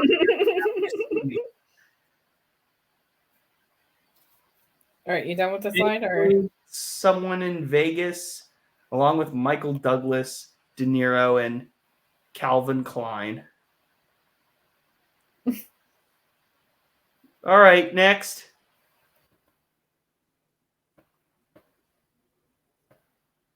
Continued success. He's doing well. The end. He did something in the Lego movie, which was amazing. He co-starred in something called Lucy, in the Action Lucy. Oh, the Action Lucy. Never heard of that one. That's good. Something about dolphin tails. I don't care. And 5 Flights Up. He appeared as himself and other celebrities in the documentary Lennon or McCartney. How about both? I don't know. He did other things, and he joined the cast of Ted 2, which was amazing. He played someone on TV. He and his producing partner, Lori, I'm just going to call her Lori, served as executive producers on the Supreme Court. Everybody behaves better when Morgan is there, but he's very fun. Okay, so they were amateurs before. And I can't laugh, so I'm going to skip it. Oh, we're back. Yeah, let's just skip it. Skip this slide? Yeah. All right. All right, now I'm back. Okay, there's more. 2017, Freeman was in movies. First of these is a remake of a 1979 film that no one saw. It opened to a mixed response because no one saw it. He hosted the National Geographic The Story of God with Morgan Freeman and The Story of Us with Morgan Freeman. Because they had to say that he was in it, I guess. Very weird. He narrated Alpha because he's an alpha male. Something about football, starring opposite John Travolta. Freeman next appeared alongside an ensemble cast in a movie I never saw. And Coming to America. Oh, I forgot about that. A sequel to the 1988 film. Which film are we talking about? I don't know. I imagine it's Coming to America, but without the 2. Yes. James Earl Jones was amazing. This is the last slide. Oh, that's one anyways. He married a woman and subsequently married another woman. The couple separated and divorced 3 years later because he's rich and bitches got to take their time. Freeman resides in Mississippi and maintains a home in New York. He earned a private pilot's license at age 65. Isn't that amazing? If he imagine he's like, welcome to America Airlines. Like that, people would freak the fuck out. That is amazing. I didn't know that. When asked if he believed in God, Freeman said, yes, I believe in myself. On the evening of August 3rd, 2008, he was injured in an automobile accident, but he's alive, so that's great. Oh, actually, I want to read this. That was injured in 97 when his 1997 Nissan Maxima was involved in a rollover near Ruleville, Mississippi. He and his passenger, Damaris Mayer, had to be cut free from the vehicle with hydraulic tools.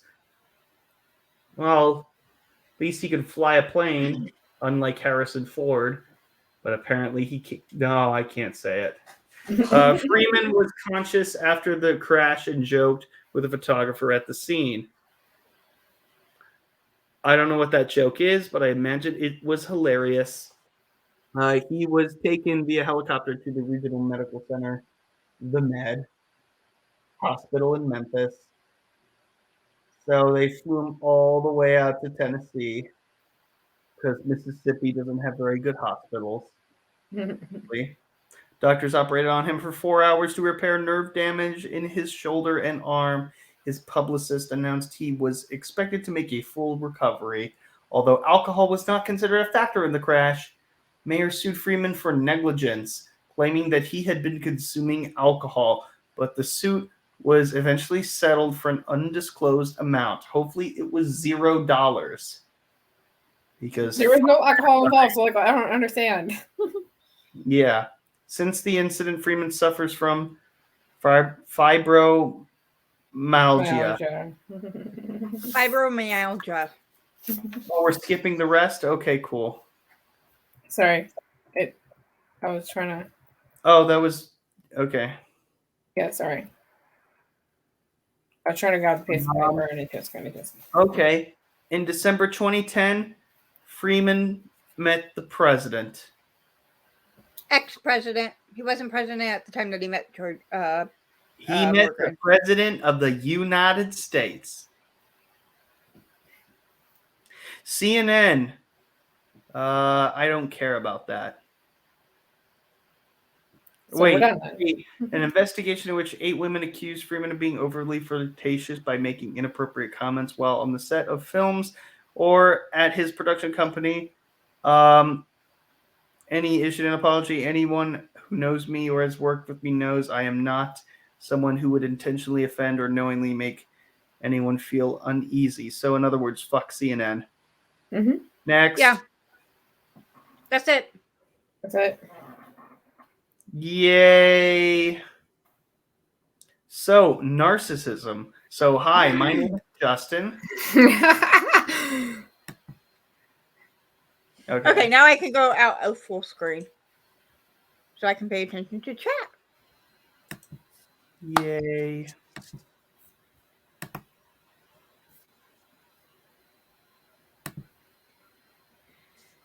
No, I don't see our normal crew here.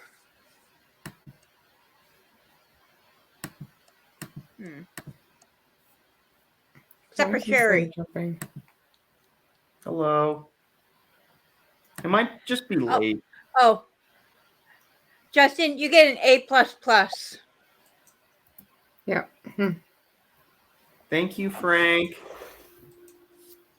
I know you get nothing. I get a big fat 0. Oh, you get an A+. Gosh darn you. You guys I like get the Cliff Notes that I did? Yeah.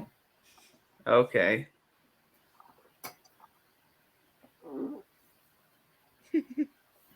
Anyway, so narcissism and manipulative people. Gosh darn it.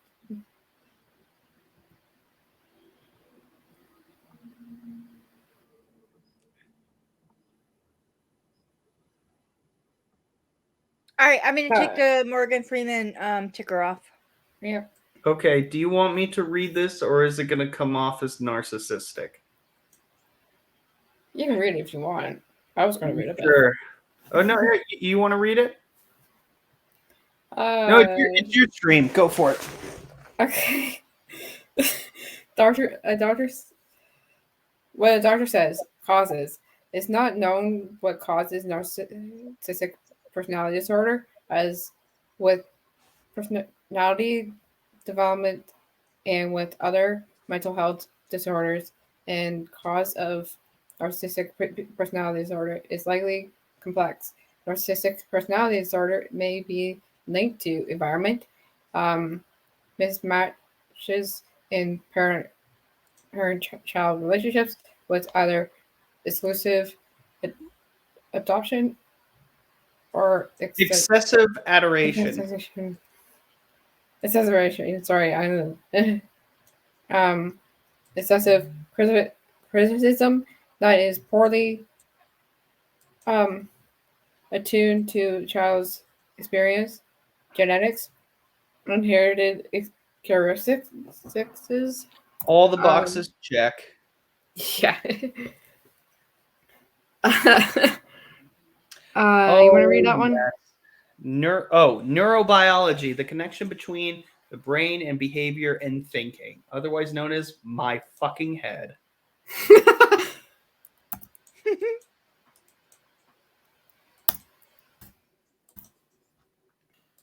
Let me know if you are struggling with something Okay. in a paragraph. All right. Thank you. Overview.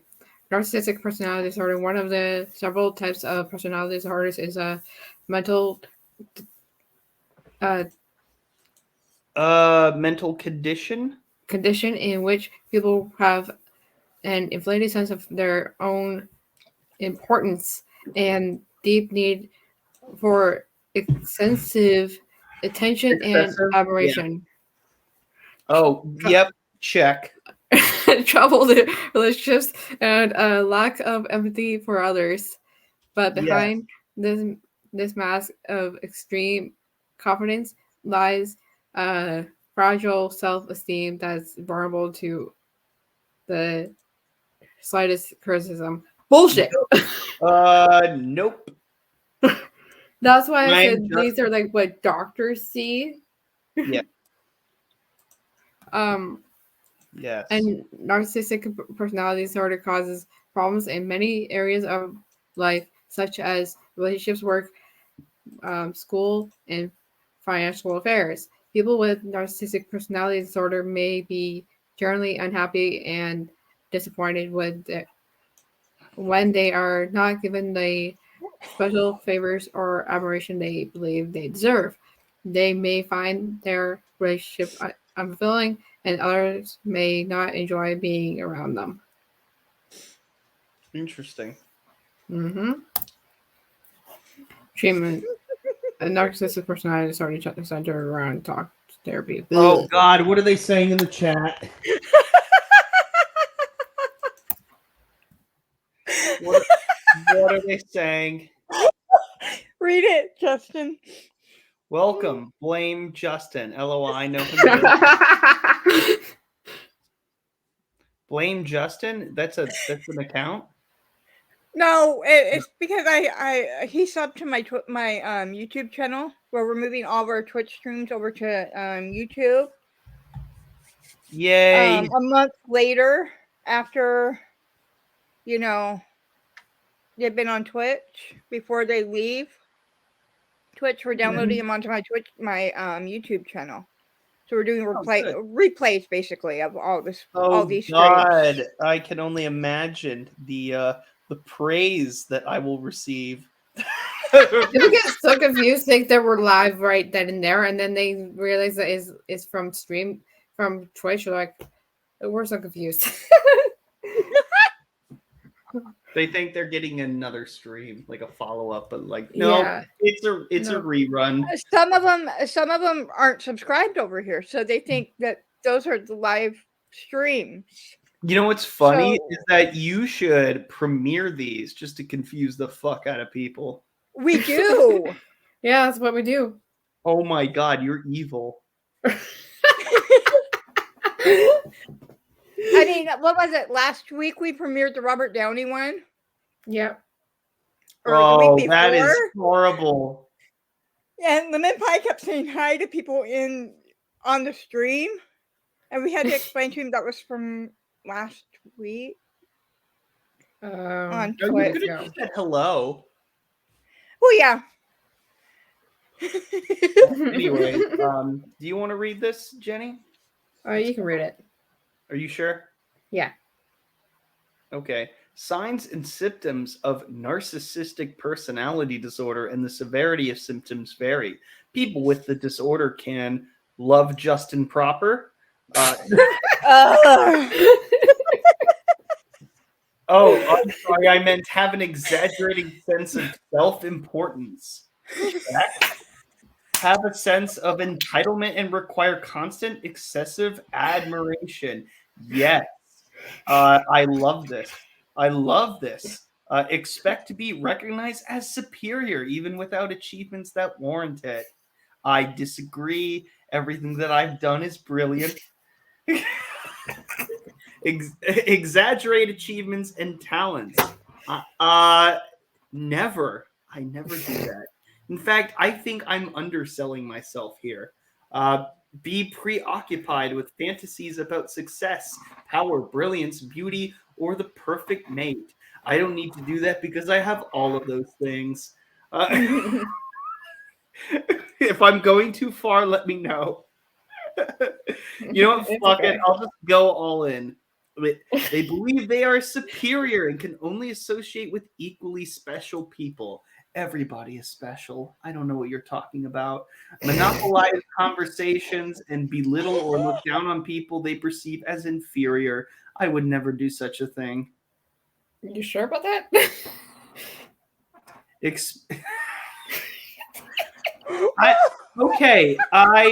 I'll be serious. I don't like to belittle people. That's not cool. No, okay, you don't do that, but I never want to do that. Do I monopolize conversations? Never. Well, Ex- Jenny, yes. in some ways, he's a little bit better than the villain. Yeah. Oh, Zod. Yeah. I put him in his place. I gotta learn to do that one.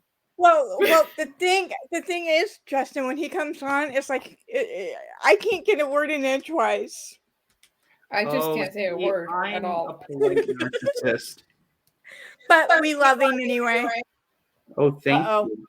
Who's I love- echoing? Oh shit. That might be me. Hold on a second. Let me. Oh, that was me earlier on your stream.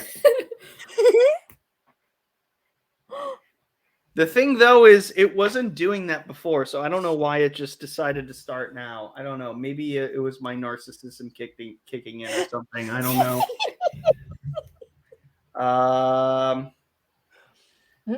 Proper Jeremy, LOL. Proper Jeremy was special, so was Proper Jenny. Oh, yes, I agree. Very special. Probably the best thing that's ever happened to the entire internet. For Harry Potter. So narcissists, back to the expect special favors and unquestioning compliance with their expectations. Indeed, I think everything should be according to plan. Take advantage of others to get what they want. I don't agree with that. I actually don't. I really you might, don't. but other narcissists do. Huh? You might not, but other narcissists do. Wait, are you actually calling me one? No, It's okay. I'm just joking. God damn it. Are you? Yes. Okay. Like, I'm not allowed to joke anymore. Okay. Good. Oh, I did mess it up. Yes, Proper Jeremy was amazing. Proper Jenny was even more amazing. And yeah, I decided to be me. Silly me. Silly me wanting me to be called by my actual fucking name and not Jeremy. So narcissist, have an inability or unwillingness to recognize the needs and feelings of others. That's because I'm the best. No, that's horrible. Be envious of others and believe others envy them. I agree with the second half, not the first half. Behave in an arrogant or haughty manner. What does that mean, haughty? Coming across as conceited, boastful, and pretentious. Oh, come on. That's just me being polite. Insist on having the best of everything. For instance, the best car or office. Well, yeah, who wouldn't want the best? Especially if you are the best. Okay. That took an egregiously long time. Okay, you're not proper, you're popper. Popper? Oh. At the same time, people with narcissistic personality disorder have trouble handling anything they perceive as criticism. And they can, well, no one criticizes me ever, so I don't have to worry about that. They can become impatient or angry when they don't receive special treatment. That's just, you know what? That's just bad customer service. Have significant interpersonal problems and easily feel slighted. Yes, when someone disagrees with me, obviously I'm slightly offended. React with rage or contempt and try to belittle the other person to make themselves appear superior. Oh, that's just rude. Nope. Have difficulty regulating emotions and behavior. No, I think I'm in complete control of that. Experience major problems dealing with stress and adapting to change. Ugh, change is terrible. I don't like it. Justin, now with one of those statements, Which you don't one? just it was what was it? This one? The yeah, number 3. You don't do that. Have No, it's number significant 4. I think it's interpersonal number 3. problems and easily feel slighted. No, number 3. That is the third one. No, No, that isn't. No, number 3. React This with one. rage or Oh, contempt that's and try number to 4. belittle. it's Oh, 4th point, but it's number 3 on the list. It's number 3 on the list. oh. Pff. I was thinking. Yeah. Okay, you're right. Yeah, you don't do that. I try not to. I'm not very angry unless Now, it involves like something stupid, like The Notebook. now, I'm going to say something, and I hope you don't get mad at me for it. I Okay. hate Star Wars. Well, you're wrong. I hate Star Wars. You actually hate Star Wars? Yes. Oh, good for you. You're saving yourself a lot of pain. I've never liked Yes, Star it Wars. does. Right. Why not? I just never have. The only person I like out of it is Han Solo. That's it. Harrison Ford. Boom. You're okay. That's it. All right, read the last line. Oh, just the last one? Yes. Okay. Feel depressed and moody because they fall short of perfection, which I don't. And there's more. Have secret feelings of insecurity, shame, vulnerability, and humiliation. I don't have to worry about any of those things. I keep a bottle up inside, and I threw that bottle in the ocean. Oh, there's Chewie was the bomb, yo. There are 9 traits. 9 traits to narcissism. Grandiosity. What's the matter with that? Excessive need for admiration. I don't need it. It just happens. Superficial and exploitative relationships. Mm-hmm. I love everybody. Like, what? No, nothing superficial. Lack of empathy. I mean, it depends on who you are. Like, for example, actually, no, I can't think of anything funny right now. Mm-hmm. Identity disturbance. What does that even mean? Oh, well, yeah. No, go ahead. It's basically they don't really have an identity. They basically take their identity and change it into someone else. Yeah. Oh, see, I had an identity crisis when I was proper Jeremy because whenever I got high, I felt like I was a fraud. It's not an identity crisis, though. Oh, okay, never mind then. It's basically okay. So, sorry to use this person because we hate her, but we have to. Turned herself into Johnny, pretty much. Oh. Justin, anytime that she's going out with somebody, she turns herself into that person to fit what they are. To be what they are. That's exactly called being adaptable.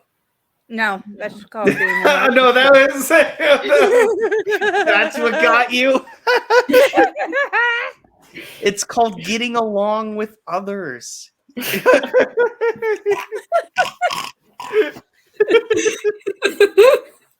You can't see what I'm doing because I don't have a camera. I don't want to know what you're doing. Ew. Chronic feelings of emptiness and boredom. Yeah, I get bored all the time. Well, if they jerk, that makes sense. Chronic feelings of emptiness and boredom, vulnerability to life transitions. I don't know what that. Okay, narcissistic personality disorder is also a significant risk factor for suicide and suicidal attempts. Mhm. Interesting. That hits hard. Moving on as quickly as possible. Relationship depressing difficult. you? Oh, these are complications. Relationship difficulties. Everyone loves me, so nothing's wrong with that. Problems at work or school. I'm the best, so I don't have to worry about that. Depression and anxiety. What do I have to be depressed about? My life is great. Physical health problems. No, I'm in top physical form. Drug or alcohol misuse. I think I use them very properly. Suicidal thoughts or behavior. Have problems with money. No, I'm very rich. We're good. Moving on. Oh, sorry. There we go. Am I coming across as too much of a dick here? Nope. No. We'll tell you if you do. If you do. Trust Okay. me. I would just mute you if you were. Oh, okay. Narcissistic personality disorder affects more males than females, and it often begins in the teens or early adulthood. Keep in mind that although some children may show traits of narcissism, this may simply be typical of their age. It doesn't mean they'll go on to develop narcissistic personality disorder. Although the cause of you're certain people. what's that? Unless you're certain people. Some people are just born this way. Yeah. Um, Anyways, continue. Although the cause of narcissistic personality disorder isn't known, some researchers think that in biologically vulnerable children parenting styles that are overprotective or neglectful may have an impact. Genetics and neurobiology also may play a role in development of narcissistic personality disorder. Hand Stone up. Cold Jeremy. He's gonna go to bed. Night. Good night, Stone Cold Jeremy. Night, Stone Cold I hope Jeremy. to meet up with you at some point. We both live in Ohio, so let's make it happen. I'm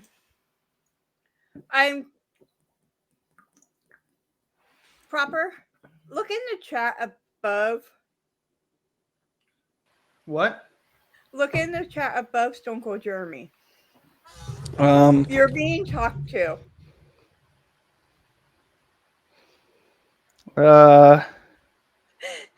It's Frank.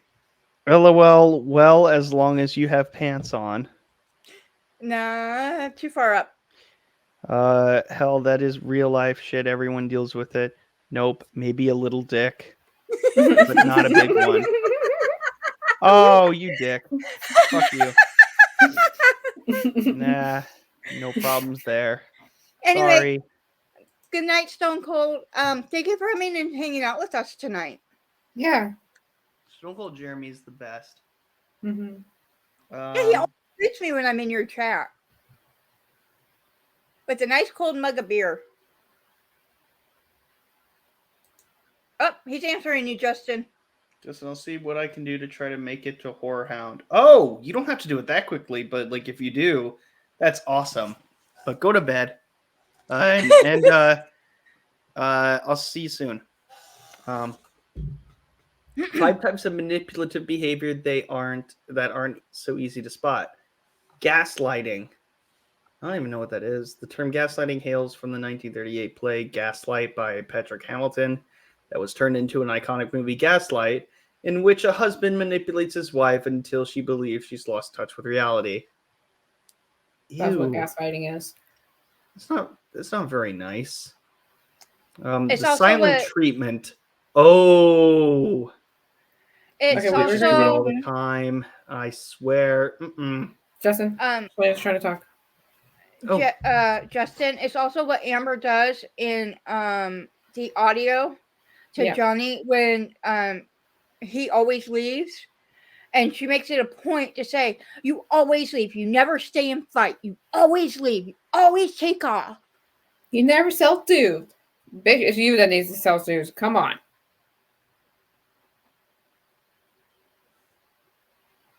So that's why we're bringing this up tonight. And other reasons. Yeah. Did we lose Justin? No, I was just listening. Oh, okay. I do that sometimes.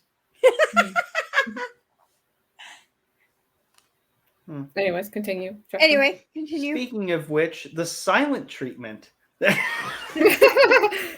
In this scenario, the manipulator stops speaking to the other person because, yes, they are genuinely upset.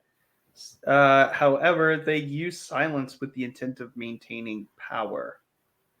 Guys, silence is violence, don't you know? Mm-hmm. Bad analogy. Guilt tripping. The intention of guilt tripping is to make the person you're speaking to feel bad or ashamed so that they'll modify their behavior to meet your expectation. When his lips stop flapping, yes, he listens. Very true. Flattery. Compliments are great and everything, but you know when you just feel like your flatterer is not being genuine, go with your gut. Mm-hmm.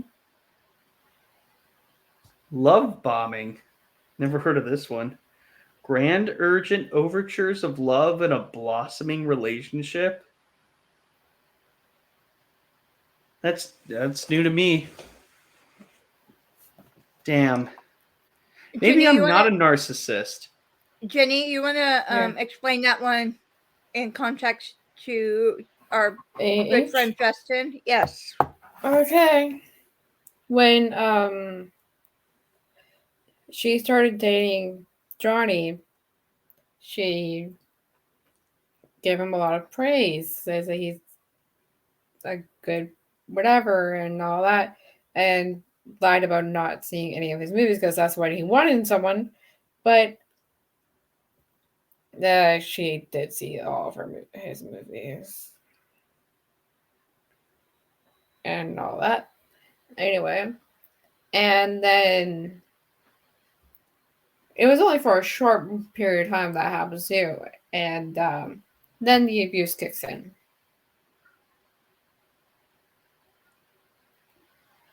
Yeah. Oh. Yeah, I'm not It's a when you narcissist. love them so hard for a very short amount of time, and then you just change the tune so quick. Yeah, now everything that I just did earlier is not so funny anymore.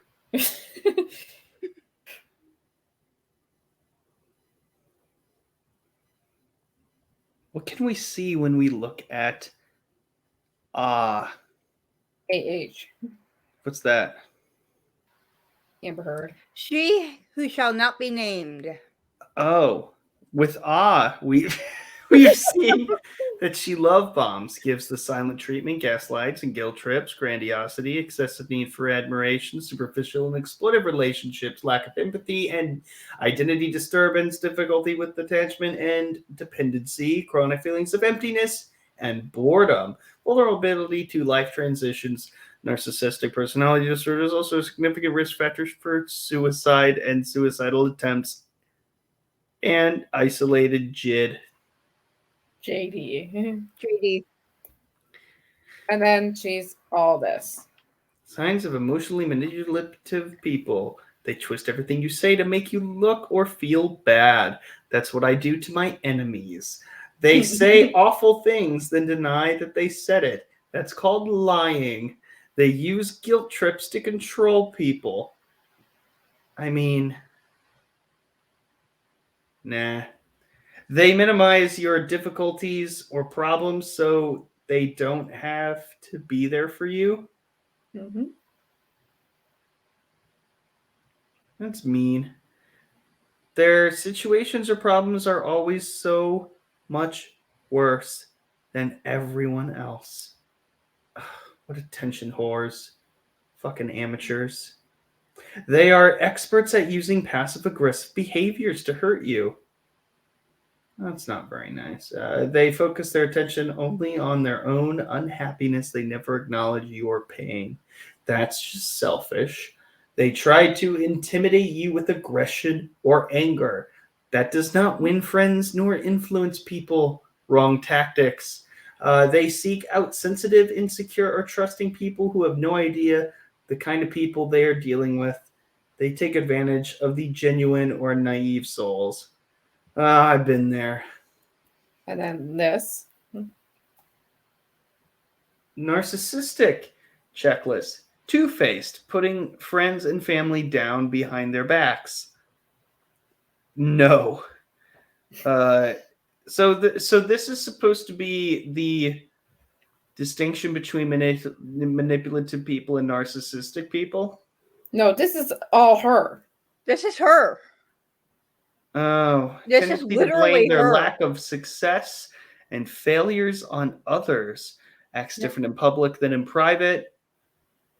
Well, even you're a celebrity. I can't blame you for that. Yeah, Irresponsible and unreliable. Arrogant. Acts superior. Lives in a fantasy world which may include porn. All she does is Flirting. pornos. She's been in porn? Yes. Basically, yeah. Where? I have no fucking idea. I don't want to know. Like I said before, I don't want to watch any fucking thing with her in it. I won't even Every watch Johnny Depp movie and with her show in she it. ever done is a porno, basically. She's done one though? Yes. Yes. She released All right, a I'll sex be tape right on back. Pornhub.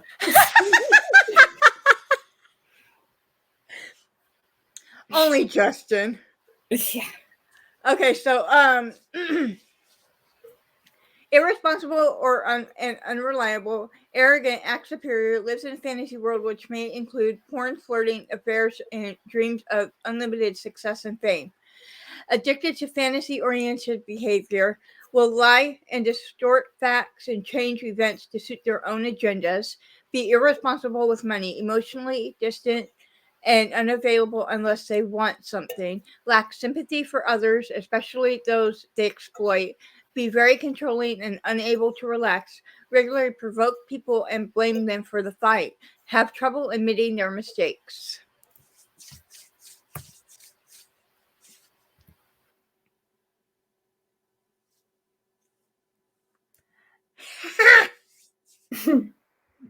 I love You this know one. I had to go there. Should we wait for our guest of honor to come back? Yeah. I was going to add in a Chris Voss line. I was like, no, I think that's going a little too far. Well, you know me, I won't watch the Rum Diaries. Yeah, but like, It's hard because I want to support JD and everything, but I don't want to watch that because of her. mm-hmm. Because if I watch that, I'm supporting her, and I don't want Yeah. to do that. All right, you back? No, I was just tapping on the table. We told you not to look. I'm going to plead the fifth on this. We, I think we broke Justin. In fact, I'll be back in 7 minutes. No. This is the last line, anyways. No. Either this is a very good deep fake or it's real. Oh no, it's very real. It's real.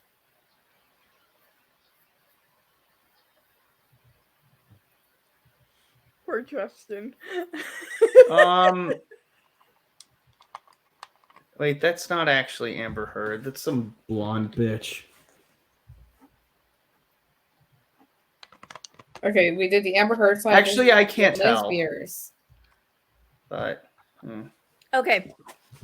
So what we see when we look at Jamie Lynn Spears, aka Judas Leach.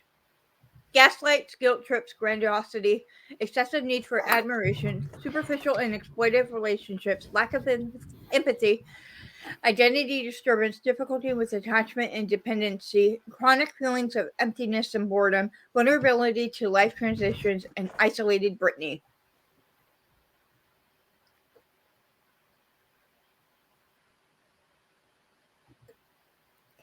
And stole money from Britney. Yep. Claimed that Britney wielded a knife at her, but actually it was her wielding a knife at a sub shop employee. Yep. Claimed that Alexis was bullying her. But it was her bullying Alexis. Had Britney jump all over Alexis for it. Yeah. The list keeps going on. Took her kids from her ex-husband and claimed that his drug use was leading to abuse, but he never abused those kids. Yep. Did we lose Proper? Probably.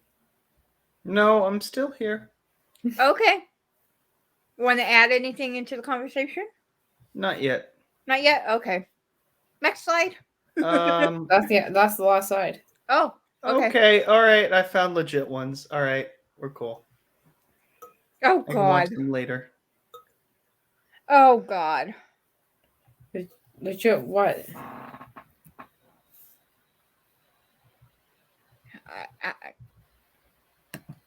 Poor Justin. You fucking.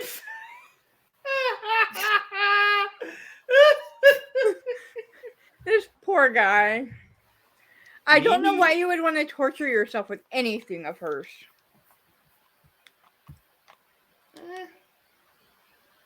I wouldn't.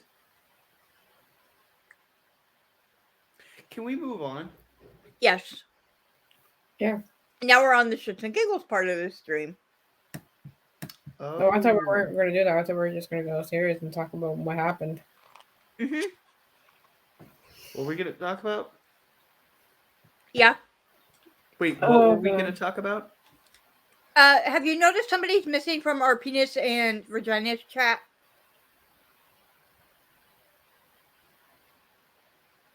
Wait, say that again. Have you noticed somebody left our penis and vagina chat? Say that again. I'm not going to say it again, Justin. You heard me. You said something about penises and vagina chats. Yes, you know our chat on Twitter? No. Was it me? No, I left it. Why? Because a lot of things led to that. Oh, do we really want to talk it out on stream? Yes, because it's important. I Okay. was on a stream with Tiffany Daniels on Monday. And her other co-host, Chloe, decided to gaslight me and lie about a lot of things. And then in the penis vagina chat, I was talking about narcissism and people weren't believing me. Listen, I've had to deal with narcissism my entire life with people. And it led me to get very mad to the point I was not dealing with my emotions okay. That led me to this point. And I left the chat. And I am pulling back on going to certain streams because of this behaviors. Because I don't want to run into people that are heightening my issues with people right now.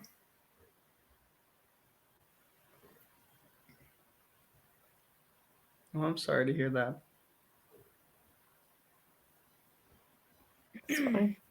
The reason why I started, and this is an important thing, the reason why I started that chat in the first place was for all of us to have a fun place to talk.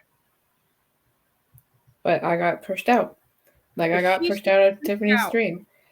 Like I got pushed out of a group chat I was in with Chloe. She was the one that's pushing me out, even though she asked me to be in it.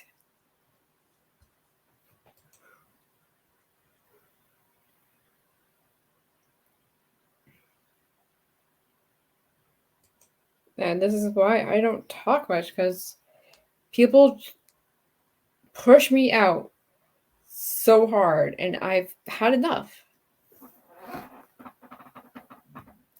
So, Justin, what I'm going to do is I'm going to set up a chat just between the three of us.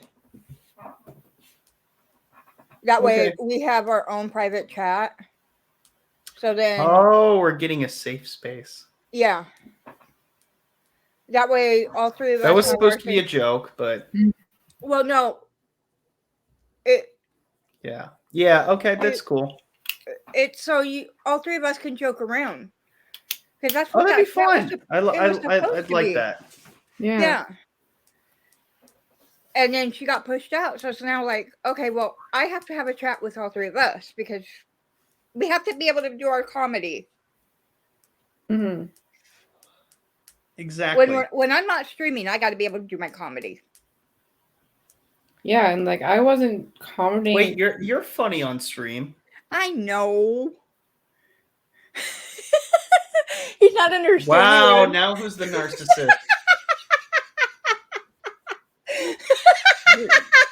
Such a jerk.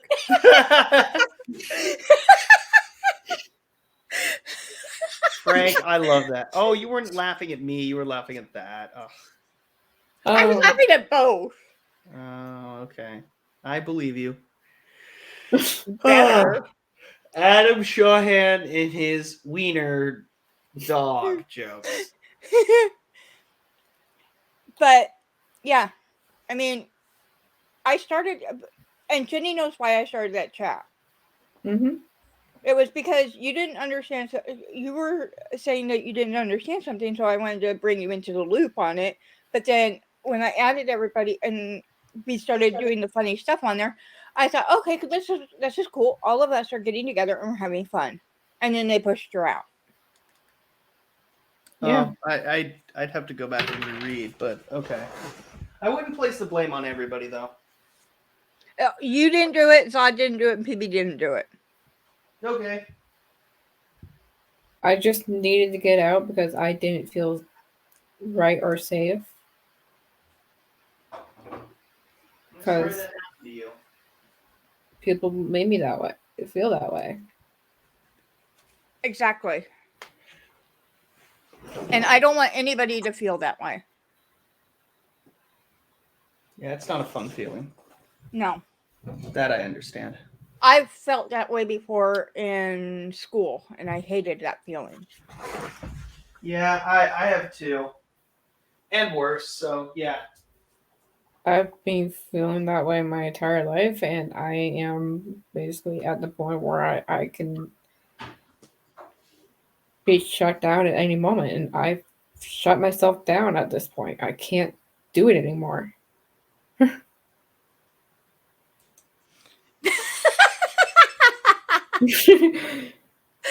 When you're surrounded by 30 wiener dogs, you better have a sense of humor. Weird. It's the fact that you pause at the fact of weird. Well, he had so many periods, I had to stop. Yeah, I know. I was talking to him. Yeah, I know. Sorry, what was that? But Adam commented, when you are surrounded by 30 wiener dogs, you better have a sense of humor. Yeah. And he's not kidding when he says, like, oh, yeah, the wiener dogs are watching. I imagine all of them are just sitting, like when you tell your dog to say, sit, boy, and they look at you. That's what they do. And they're like, which one of us sit? No. It's like, no, whenever you say sit to a dog and they're like paying attention, like if you're going to give them a treat, that's like how I envision them watching the TV, like actively. I had a cat that did that. We lost him a couple years ago. Who? I had a cat that did that. I would tell him to sit when I would be giving him his treats at night. I'd tell him to sit and he would sit. A cat? Yes. That is the most intelligent pussy I've ever heard. Of course, I also put him in timeout when he was bad. So. Did he listen? Yes, he did. He kind of had to. Oh my God, Adam Shawhan. Let's see. But Oh, he just sent me a bunch of puppies. aww. Oh. Adam, you should send that to everyone. He said show the girls. Oh, okay. All right.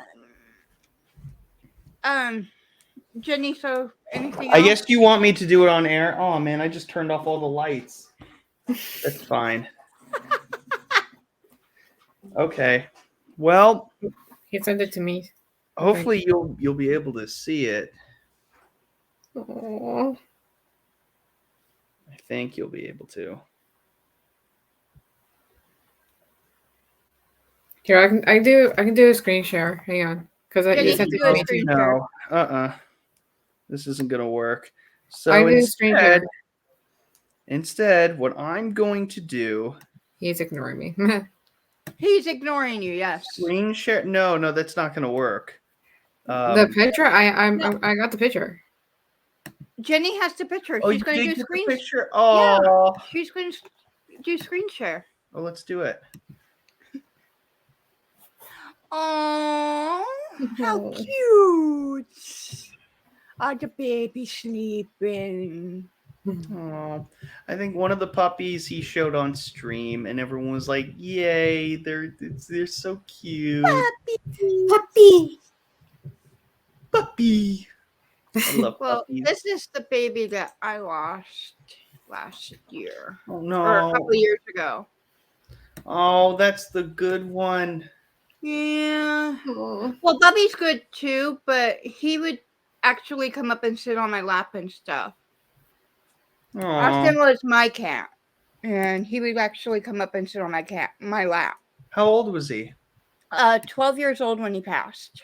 Oh, that's... He got heartworm, Oh no! and we didn't know it. I don't even know what that is, but it sounds horrible. It is. We didn't know it that he got it, but Bubby's 15 going on 16 this summer, and he's fine. Oh. But Oh. Austin also had a tumor on his left ear too when he was younger. Made him look like a pirate for a while. Huh. But he was such a good baby. No, my dog is she's going to be 13 this year. And she is the smartest dog that I think our family's ever had, and most athletic. Like, you could throw a frisbee like 100 meters and she would catch it. Oh wow. Oh, this is the best thing though. So she used to come up to my grandparents' house for Christmas, and like literally 2 miles away from the place she would start barking. Like, she would recognize where it was, which was amazing, and she was always excited.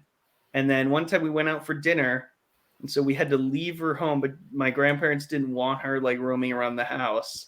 So Oh, we no. decided to, and she was not happy about it. They decided to put her in a room and like lock the door. Lock the door. From the inside, but lock the door like on all different, like all the doors, literally all the doors. She was trapped inside of it.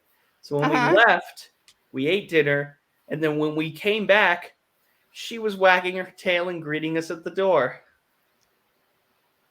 Oh, wow. So she managed, what we found out, she managed to unlock the door, which opened, like you had to pull the doorknob inside, like you had to like pull it towards you. And she figured that out. Lock and everything. She figured it genius. out, greeted us at the door, and was just wagging her tail and smiling. And you all were thinking, okay, how's the dog get out? Oh yeah, no, she broke through it. Like she figured it out. And she was there roaming around the house, all like panting. Like she owned the place, right? Oh yes, yeah. She's like, this is my house now. Sleeping on my grandparents' bed. There was hair everywhere. She was never invited back. I don't think.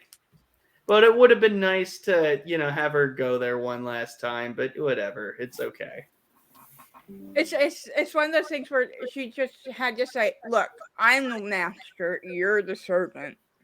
And you know what's funny about that is that's kind of ringing true, because when we got our second dog, like this was like 7-8 years ago. Oh shit! It's about to be 9 years ago. No, my dogs are getting old. But she tolerated other dogs, like especially the ones that we got over time. And she was like, our second dog was a puppy. And she was like, oh my God, I hate this thing. When is she going to go away? Well, see, the different with Bubby and Austin, Bubby was 6 months old or just about a year old when we got Austin. So he raised him from a kitten. So they were both kittens together, which was really cool. They used to sleep together on a little house and everything together and cuddle. So was he sad when he died? Yeah, he still goes around looking for him, and it's been since 2016, the summer of 2016 when he passed. Kind of depressed? Not really, but he once in a while he'll go around calling for Austin. How does that mean? What do you mean calling for him? He'll go around meowing looking for his little brother. His little brother? Oh. Yeah, that was his little brother. Little brother? Little brother. They weren't from the same litter. Don't break my heart. They weren't from the same litter or anything, but Bubby just considered him his little brother. I'm not trying to bring anybody down, okay? We were talking about cute pets. All right. What'd you pull up, Jen? You know the 911 call, but... Oh. Are we going to role play? No, we're just going to read a certain line here that I wanted to bring up because I thought it was so messed up that he would say this to the police officers. Can Justin be Drew and I be the LAPD officer? Yes. Sure. Okay. Justin, you start. Hello, officers. How you doing? Doing all right. You guys have somebody come out earlier already. Yeah, we did. I can't remember their names offhand. We got their card inside. Sanez, maybe? Yeah, we got another call. I don't know if it was related to the same call from earlier or if somebody called again. Probably. One of you guys know someone in New York or something? Yeah, she probably called twice. We just need to talk to your wife and make sure she's okay. Oh, it's not my wife. that'd be a different conversation. Pause that. Can we continue on? I like this. Yeah. After you say what is important about that. Okay. Why would he say it like that when okay, so this was in that one call about abuse. And then he said something like that. It's not my wife. It'll be a different conversation. Who's Drew? AH's friend. And Raquel Pennington's husband at the time. Oh, okay. Her fuck buddy. Okay. Mm-hmm. Why would he word it like that? Because it would be a different conversation. Because he's probably married. No, I think he was abusing Rocky at the same time. He was interesting. That's what I think. But why would he abuse a fictional character? Rocky is a real person in this scenario. Raquel Pennington is a real person.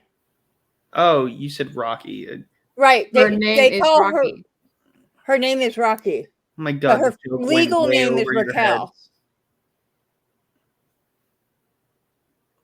Okay. Anyways, continue. Yay. Whoever it is, you mind if she steps out? We just need to check on her to make sure she's all good. I'll go get the business card for the cop. Yeah, just because we got another call and we came again, we got to make sure everyone's all right. Hang on 1 second. Back up. He closes door to PH3 on the police officers. Can we'll just come in and check. We need to make sure everybody in here is okay, and then we'll go. Would we get Jenny, would we get copywritten if we showed the body cam? Yeah. Damn. Why? Because it's on Why YouTube do you have video. a copyright on a body cam? Because it's on YouTube videos. But fuck them. Well, I'm talking about from the Daily Smell. Oh. Okay. Yeah, because they'll probably flag us too. Hey guys, I'm probably gonna go to sleep soon. Okay, yeah, we're almost done Okay. anyways.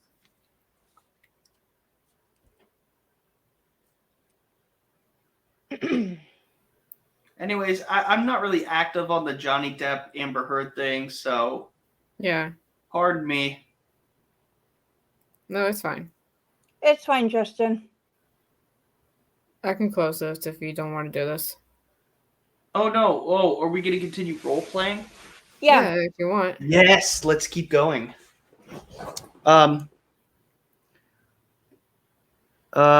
Low called twice. IO. Oh, IO called twice. Jenny? Oh, she did. Yeah. I don't know if she called twice or whoever called, but we just got another notification. It must have been a mistake. We just need to make sure everybody is okay and that they're all good. Nobody else is in here. No. The other officers came by and checked the apartment and the other apartment as well. It must have been like a double call. Who's Amber? And Johnny? Is definitely not here. Not here? That's probably like 2 hours ago. Yep. All right, cool. Everything's all good then? Now it is, yeah. All right, then. Thank you. Well, if you guys need anything else, just call us back. Okay, thank you very much. Have a good night. We will. Thank you, officers. Yep. Take care. Have a good night. Go fuck yourselves. That's probably what they said too after they Yeah. closed the door. Go fuck yourselves because we are going to fuck each other again. Yeah. All right, guys. So we're gonna end here. We've been going for almost 3 hours, Yeah. which Yes. is cool. So I want to thank for everybody for coming. I want to thank Adam. I want to thank Stone Cold Jeremy. I want to thank username Sherry for coming. Justin, I want to thank you for being a panelist tonight. You have anything coming up that you want to promote? Next week in bullshit will be on Thursday. And the villain didn't show up. I'm sorry, guys, but go check him out tomorrow night. Well, East Coast time, it'll be Oh, tonight. he had a thing, but I didn't. No, think he didn't even do it over. tonight. They pushed it back until Monday. Oh, so he just for no reason. Oh, He forgot.